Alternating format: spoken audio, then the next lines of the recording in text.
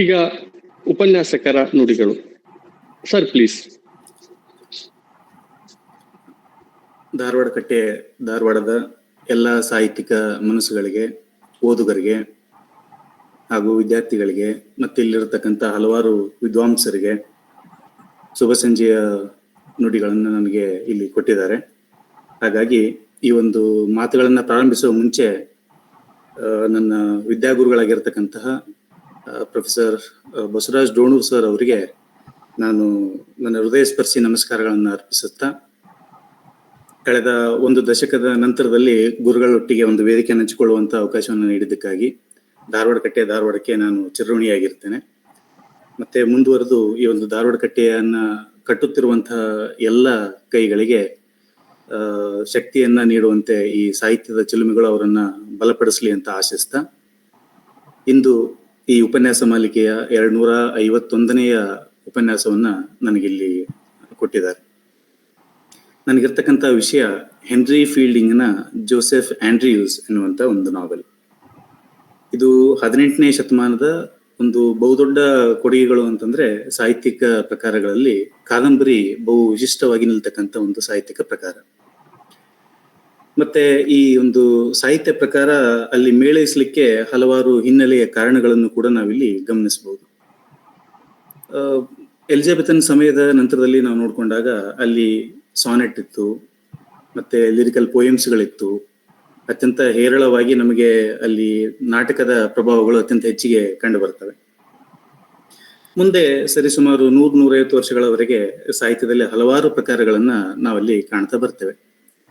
ಮಧ್ಯದಲ್ಲಿ ಈ ಕಾದಂಬರಿಯ ಬೆಳವಣಿಗೆ ಯಾಕಾಯ್ತು ಅಂತ ಒಂದು ಸ್ವಲ್ಪ ನಾವಿಲ್ಲಿ ಅವಲೋಕಿಸೋದಾದ್ರೆ, 18ನೇ ಶತಮಾನದಲ್ಲಿ ಹಲವಾರು ವಿಭಿನ್ನ ಘಟನೆಗಳು ಒಂದೇ ಶತಮಾನದಲ್ಲಿ ಜರುಗಿ ಹೋಗ್ತವೆ.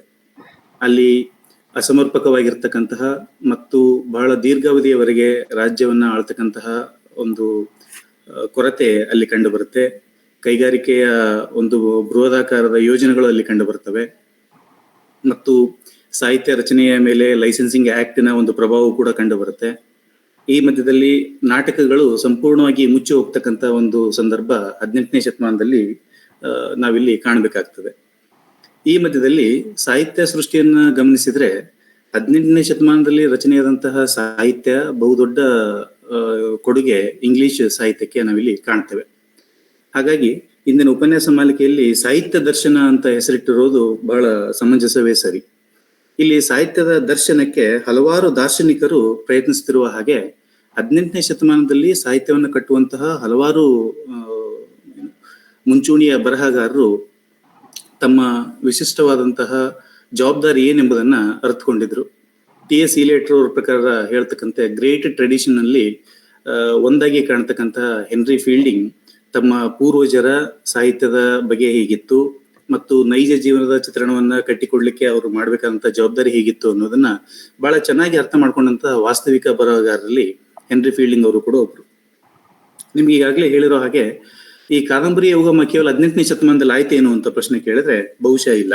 ಯಾಕಂದ್ರೆ ಈ ಮುಂಚೆಯೂ ಕೂಡ ನಮಗೆ ಇರ್ತಕ್ಕಂತಹ ಹಲವಾರು ಸಾಹಿತ್ಯಿಕ ಕೃತಿಗಳು ನಾವೆಲ್ಲಿನ ಒಂದು ರೂಪವನ್ನ ಅಥವಾ ಕಾದಂಬರಿಯ ಒಂದು ರೂಪವನ್ನ ನಮಗೆ ಕಟ್ಟಿಕೊಡುವಲ್ಲಿ ಸಹಕಾರಿ ಆಗ್ತವೆ. ಇವುಗಳನ್ನು ನಾವು ನೋಡೋದಾದ್ರೆ ಎಲಿಜಬೆಥನ್ ಕಾಲದಲ್ಲಿಯೇ ಕೂಡ ಜಾನ್ ಲಿಲಿಯ ಇಫ್ವೀಸ್ ಈಗಾಗಲೇ ಕಾದಂಬರಿಯ ಅಥವಾ ಹೊಸ ರೀತಿಯ ಸಾಹಿತ್ಯದ ರಚನೆಗೆ ಅದು ಸಂಸ್ಥಾಪನೆಯಾಗಿತ್ತು. ನಂತರದಲ್ಲಿ ಯೂನಿವರ್ಸಿಟಿ ವಿಟ್ಸ್ ನಲ್ಲಿ ಬರ್ತಕ್ಕಂತಹ ನ್ಯಾಶ್ ಅವರ ಕೃತಿಯು ಕೂಡ ದ ಅನ್ಫಾರ್ಚುನೇಟ್ ಟ್ರಾವೆಲರ್, ಅದು ಕೂಡ ನಾವೆಲಿನ ಉಗಮದ ಮೊದಲ ಭಾಗಗಳಲ್ಲಿ ನಾವು ಕಾಣಬಹುದು. ನಂತರ ಬನಿಯನ್ ಅವರ ದ ಪಿಲ್ಗ್ರಿಮ್ ಪ್ರೋಗ್ರೆಸ್ ಇದೆ. ಇದನ್ನ ಕಾದಂಬರಿ ಅಂತ ಕರೆಯದಿದ್ರು ಕೂಡ ಒಂದು ದಾರ್ಶನಿಕ ರೂಪವನ್ನ, ಜೀವನದ ದಾರ್ಶನಿಕ ರೂಪವನ್ನ, ಅದರ ಏರಿಳಿತಗಳನ್ನು ಕಟ್ಟಿಕೊಡುವಂತ ಕೆಲಸವನ್ನ ಈ ಬನಿಯನ್ನವರ ದ ಪಿಲ್ಗ್ರಿಮ್ ಪ್ರೋಗ್ರೆಸ್ ಆಗ್ತದೆ. ಮುಂದುವರಂತೆ ನಾವೆಲ್ಲಿಗೆ ಪ್ರಮುಖವಾಗಿ ಕೊಡುಗೆಗಳನ್ನು ನೀಡಿರ್ತಕ್ಕಂಥ ಬರಹಗಾರರ ಪಟ್ಟಿಯಲ್ಲಿ ನಾವು ನೋಡೋದಾದ್ರೆ ಡೇನಿಯಲ್ ಡೇಫೋ ಬರ್ತಾರೆ, ಮತ್ತೆ ಜೊನಾಥನ್ ಸ್ವಿಫ್ಟ್ ಅವರು ಬರ್ತಾರೆ. ಇವರು ನಂತರದಲ್ಲಿ ನಮಗೆ ಕಂಡು ಸಿಗ್ತಕ್ಕಂಥ 4 ಪ್ರಮುಖ ಸಂಸ್ಥಾಪಕರಾಗಿರ್ತಕ್ಕಂಥ ಈ ನಾವೆಲಿನ ಸಂಸ್ಥಾಪಕರಂತ ನಾವು ಕರಿತೇವೆ. ಹಾಗೆ 4 ಪಿಲ್ಲರ್ಸ್ ಆಫ್ ನಾವೆಲ್ ಅಂತ ಮತ್ತೆ 4 ವೀಲರ್ಸ್ ಆಫ್ ನಾವೆಲ್ ಅಂತ ಕೂಡ ನಾವು ಇದನ್ನ ಕರಿತೇವೆ. ಅವುಗಳಲ್ಲಿ ಮೊದಲಿಗೆ ನಮ್ಗೆ ಬರ್ತಕ್ಕಂಥವ್ರು ಸ್ಯಾಮ್ಯುಯಲ್ ರಿಚರ್ಡ್ಸನ್, ಎರಡನೇದಾಗಿ ಹೆನ್ರಿ ಫೀಲ್ಡಿಂಗ್, ಮತ್ತು ಮೂರನೇದು ಟೋಬಿಯಸ್ ಸ್ಮಾಲೆಟ್, ಮತ್ತೆ ನಾಲ್ಕನೇದಾಗಿ ಲಾರೆನ್ಸ್ ಸ್ಟರ್ನ್ ಅವರು ಇಲ್ಲಿ ಕಂಡು ಬರ್ತಾರೆ. ಸದ್ಯ ನನಗೆ ಕೊಟ್ಟಿರ್ತಕ್ಕಂಥ ವಿಷಯದಲ್ಲಿ ಹೆನ್ರಿ ಫೀಲ್ಡಿಂಗ್ ಅವರು ಇರೋದ್ರಿಂದ ನಾನು ನೇರವಾಗಿ ಹೆನ್ರಿ ಫೀಲ್ಡಿಂಗ್ ಅವರ ಪರಿಚಯಕ್ಕೆ ನಾನಿಲ್ಲಿ ನನ್ನ ಮಾತುಗಳನ್ನ ಸೀಮಿತಗೊಳಿಸ್ತೇನೆ. ಹೆನ್ರಿ ಫೀಲ್ಡಿಂಗ್ ಅಂದಾಕ್ಷಣ ಇವರು 1707ರಿಂದ 1754ರವರೆಗಿನ 47 ವರ್ಷಗಳ ಜೀವನವನ್ನು ಸಾಗಿಸಿರ್ತಕ್ಕಂಥ ಇಂಗ್ಲಿಷ್ ಕಾದಂಬರಿಕಾರ, ನಾಟಕಕಾರ, ಹಾಗೆ ತಮ್ಮ ವೃತ್ತಿಯಲ್ಲಿ ನ್ಯಾಯಾಧೀಶರು ಕೂಡ ಆಗಿದ್ದಂಥವ್ರು ಇವರು.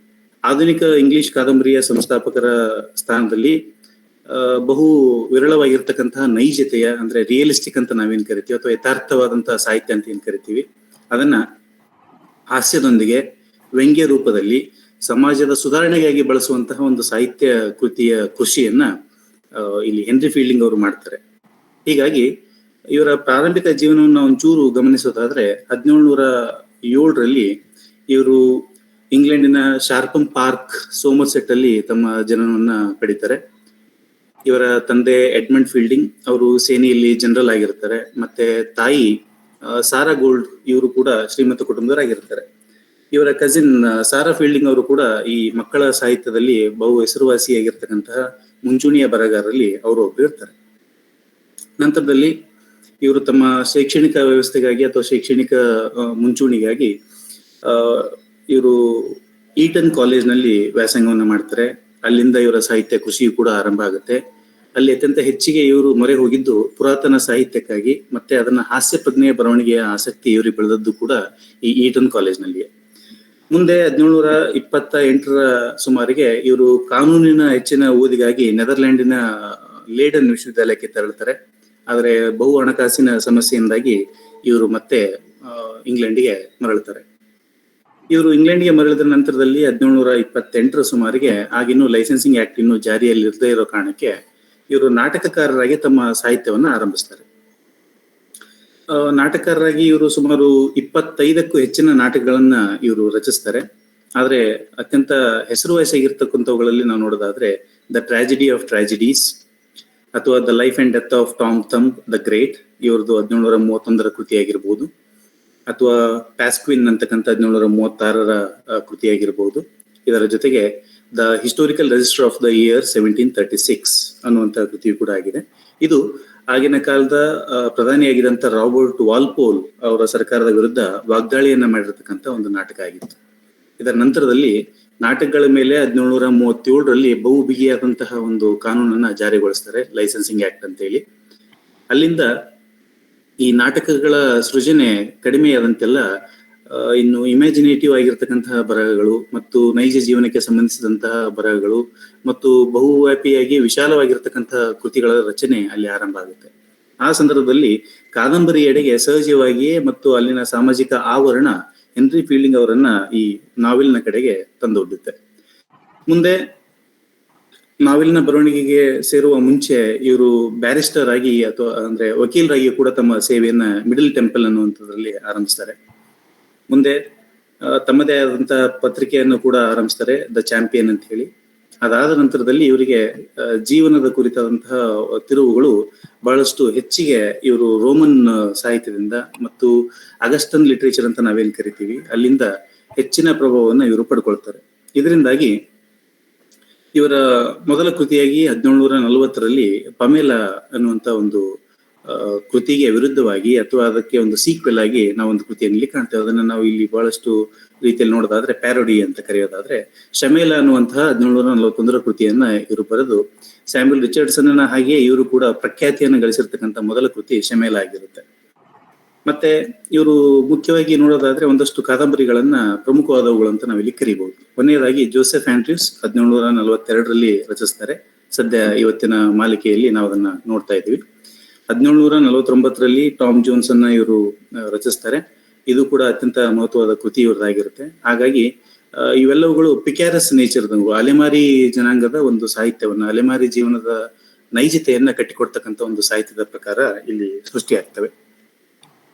ಇನ್ನು ಮುಂದುವರೆದು ನೋಡೋದಾದ್ರೆ ಇವುಗಳನ್ನ ಆಧುನಿಕವಾಗಿ ನೋಡೋದಾದ್ರೆ ಇವುಗಳಿಗೆ ಬಿಲ್ಡಿಂಗ್ಸ್ ರೋಮನ್ ಅಂತ ಕೂಡ ಕರೀತಾರೆ. ಹೀಗಾಗಿ ವ್ಯಕ್ತಿಯ ಜೀವನದ ಬೆಳವಣಿಗೆಯನ್ನ ಸಾಹಿತ್ಯಾತ್ಮಕ ರೂಪದಲ್ಲಿ ದಾಖಲಿಸುವಂತ ಪ್ರಯತ್ನದ ಸಾಹಿತ್ಯಕ್ಕೆ ನಾವಿಲ್ಲಿ ಬಿಲ್ಡಿಂಗ್ಸ್ ರೋಮನ್ ಸಾಹಿತ್ಯ ಅಂತ ಕೂಡ ಕರಿತೀವಿ. ಹೀಗಾಗಿ 1751ರಲ್ಲಿ ಇವರ ಮತ್ತೊಂದು ಕೃತಿ ಅಮೇಲಿಯಾ ಬರುತ್ತೆ. ಇದು ಪತ್ನಿಯ ಪ್ರೀತಿ, ಕುಟುಂಬದ ಮಹತ್ವ ಮತ್ತೆ ನ್ಯಾಯಾಂಗ ವ್ಯವಸ್ಥೆಯ ಒಂದು ದುಸ್ಥಿತಿಯ ಕುರಿತಾದಂತ ಗಂಭೀರ ಚಿಂತನೆಗಳನ್ನ ಈ ಕಾದಂಬರಿ ಓದುಗರಿಗೆ ನೀಡಬಯಸುತ್ತೆ.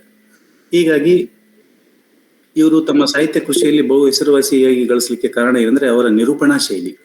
ಓಮ್ನಿಸಿಯಂಟ್ ನರೇಟರ್ ಅಂತ ನಾವೇನ್ ಕರಿತೀವಿ, ಅಥವಾ ಸರ್ವಜ್ಞನಾಗಿರ್ತಕ್ಕಂತಹ ಎಲ್ಲೆಡೆಯೂ ಕೂಡ ಕಂಡು ಬರುವಂತಹ ಒಬ್ಬ ನರೇಟರ್, ಕಥೆ ಹೇಳತಕ್ಕಂಥವ್ರು ಇದರಲ್ಲಿ ನೇರವಾಗಿ ಉದ್ದೇಶಿಸಿ ಮಾತನಾಡ್ತಾರೆ. ಸಾಹಿತ್ಯವನ್ನ ನೇರವಾಗಿ ಯಾವುದೇ ಸಮಾಜದ ಅಂಕುಡೊಂಕುಗಳಿಗೆ ಬಾಗದೆ ನೇರವಾದ ಸಂವೇದನೆಯನ್ನ ಸಮುದಾಯದ ಅನಾವರಣಕ್ಕೆ ಸೃಷ್ಟಿ ಮಾಡಿಕೊಡ್ತಕ್ಕಂಥ ಒಂದು ಸಾಹಿತ್ಯದ ನೇರ ನುಡಿ ಯಾರ್ದಾಗಿತ್ತಂದ್ರೆ ಇಲ್ಲಿ ಹೆನ್ರಿ ಫೀಲ್ಡಿಂಗ್ ಅವ್ರದ್ದಾಗಿತ್ತು. ಇದರಲ್ಲಿ ಇವರು ಸಾಮಾಜಿಕವಾಗಿ ವ್ಯಂಗ್ಯ, ವಿಮರ್ಶೆಯನ್ನ ಮೌಖಿಕ ಹಾಸ್ಯದ ಮೂಲಕ ಪ್ರತಿಬಿಂಬಿಸ್ತಾ ಇದ್ರು. ಮತ್ತೆ ವಿಶಿಷ್ಟವಾಗಿ ಇವರು ಕಟ್ಟಿಕೊಟ್ಟಂತ ಸಾಹಿತ್ಯ ಪ್ರಕಾರಕ್ಕೆ ಪಿಕ್ಯಾರೆಸ್ಕ್ ಕೂಡ ಇದರಲ್ಲಿ ಸೇರ್ತದೆ.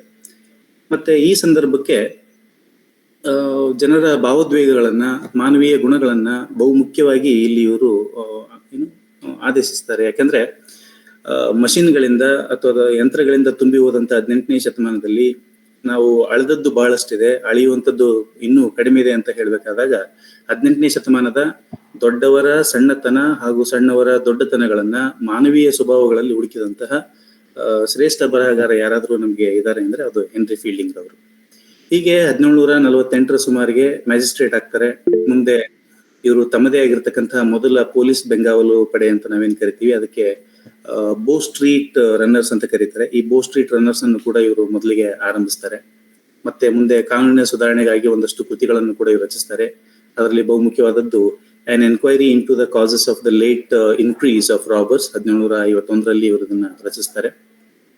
ಮತ್ತೆ ಮುಂದೆ 1754 ಸಂದರ್ಭಕ್ಕೆ ಅನಾರೋಗ್ಯಕ್ಕೆ ತುತ್ತಾದಂತಹ ಹೆನ್ರಿ ಫೀಲ್ಡಿಂಗ್ ಪೋರ್ಟುಗಲ್ಗೆ ತೆರಳುತ್ತಾರೆ. ಅಲ್ಲಿ ಅಕ್ಟೋಬರ್ನ 1754ರಲ್ಲಿ ನಿಧನರಾಗ್ತಾರೆ.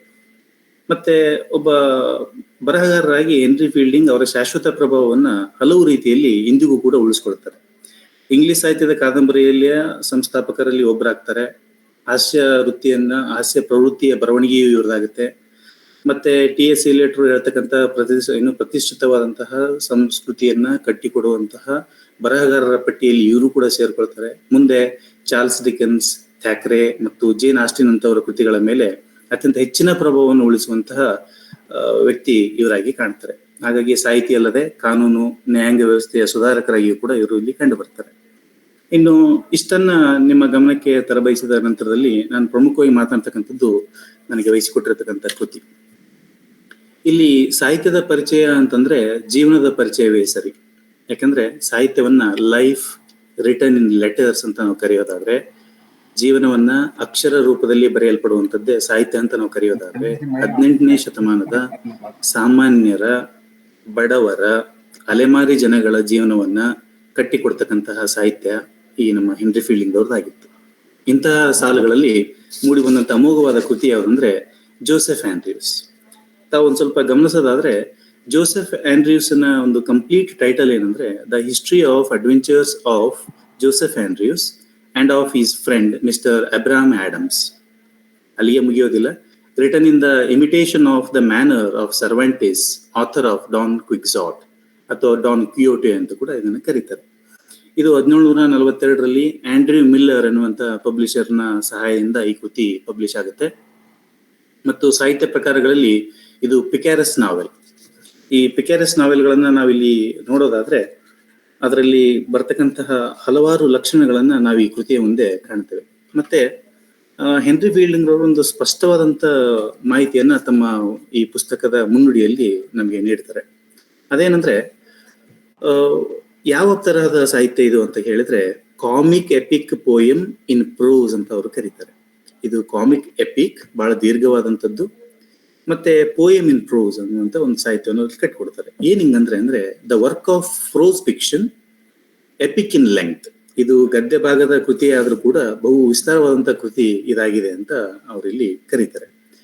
ಮತ್ತೆ ಇವ್ರು ನೇರವಾಗಿ ಹೇಳ್ತಾರೆ, ನನ್ನ ಕೃತಿ ಯಾವುದೇ ರೀತಿಯಾದಂತಹ ಒಂದು ಸ್ಕ್ಯಾಂಡಲ್ ಮೆಮೊಯರ್ ಅಲ್ಲ, ಯಾವುದೇ ಒಂದು ಕುತಂತ್ರಗಳನ್ನ ಪ್ರತಿಬಿಂಬಿಸುವಂತಹ ಕೃತಿ ಅಲ್ಲ.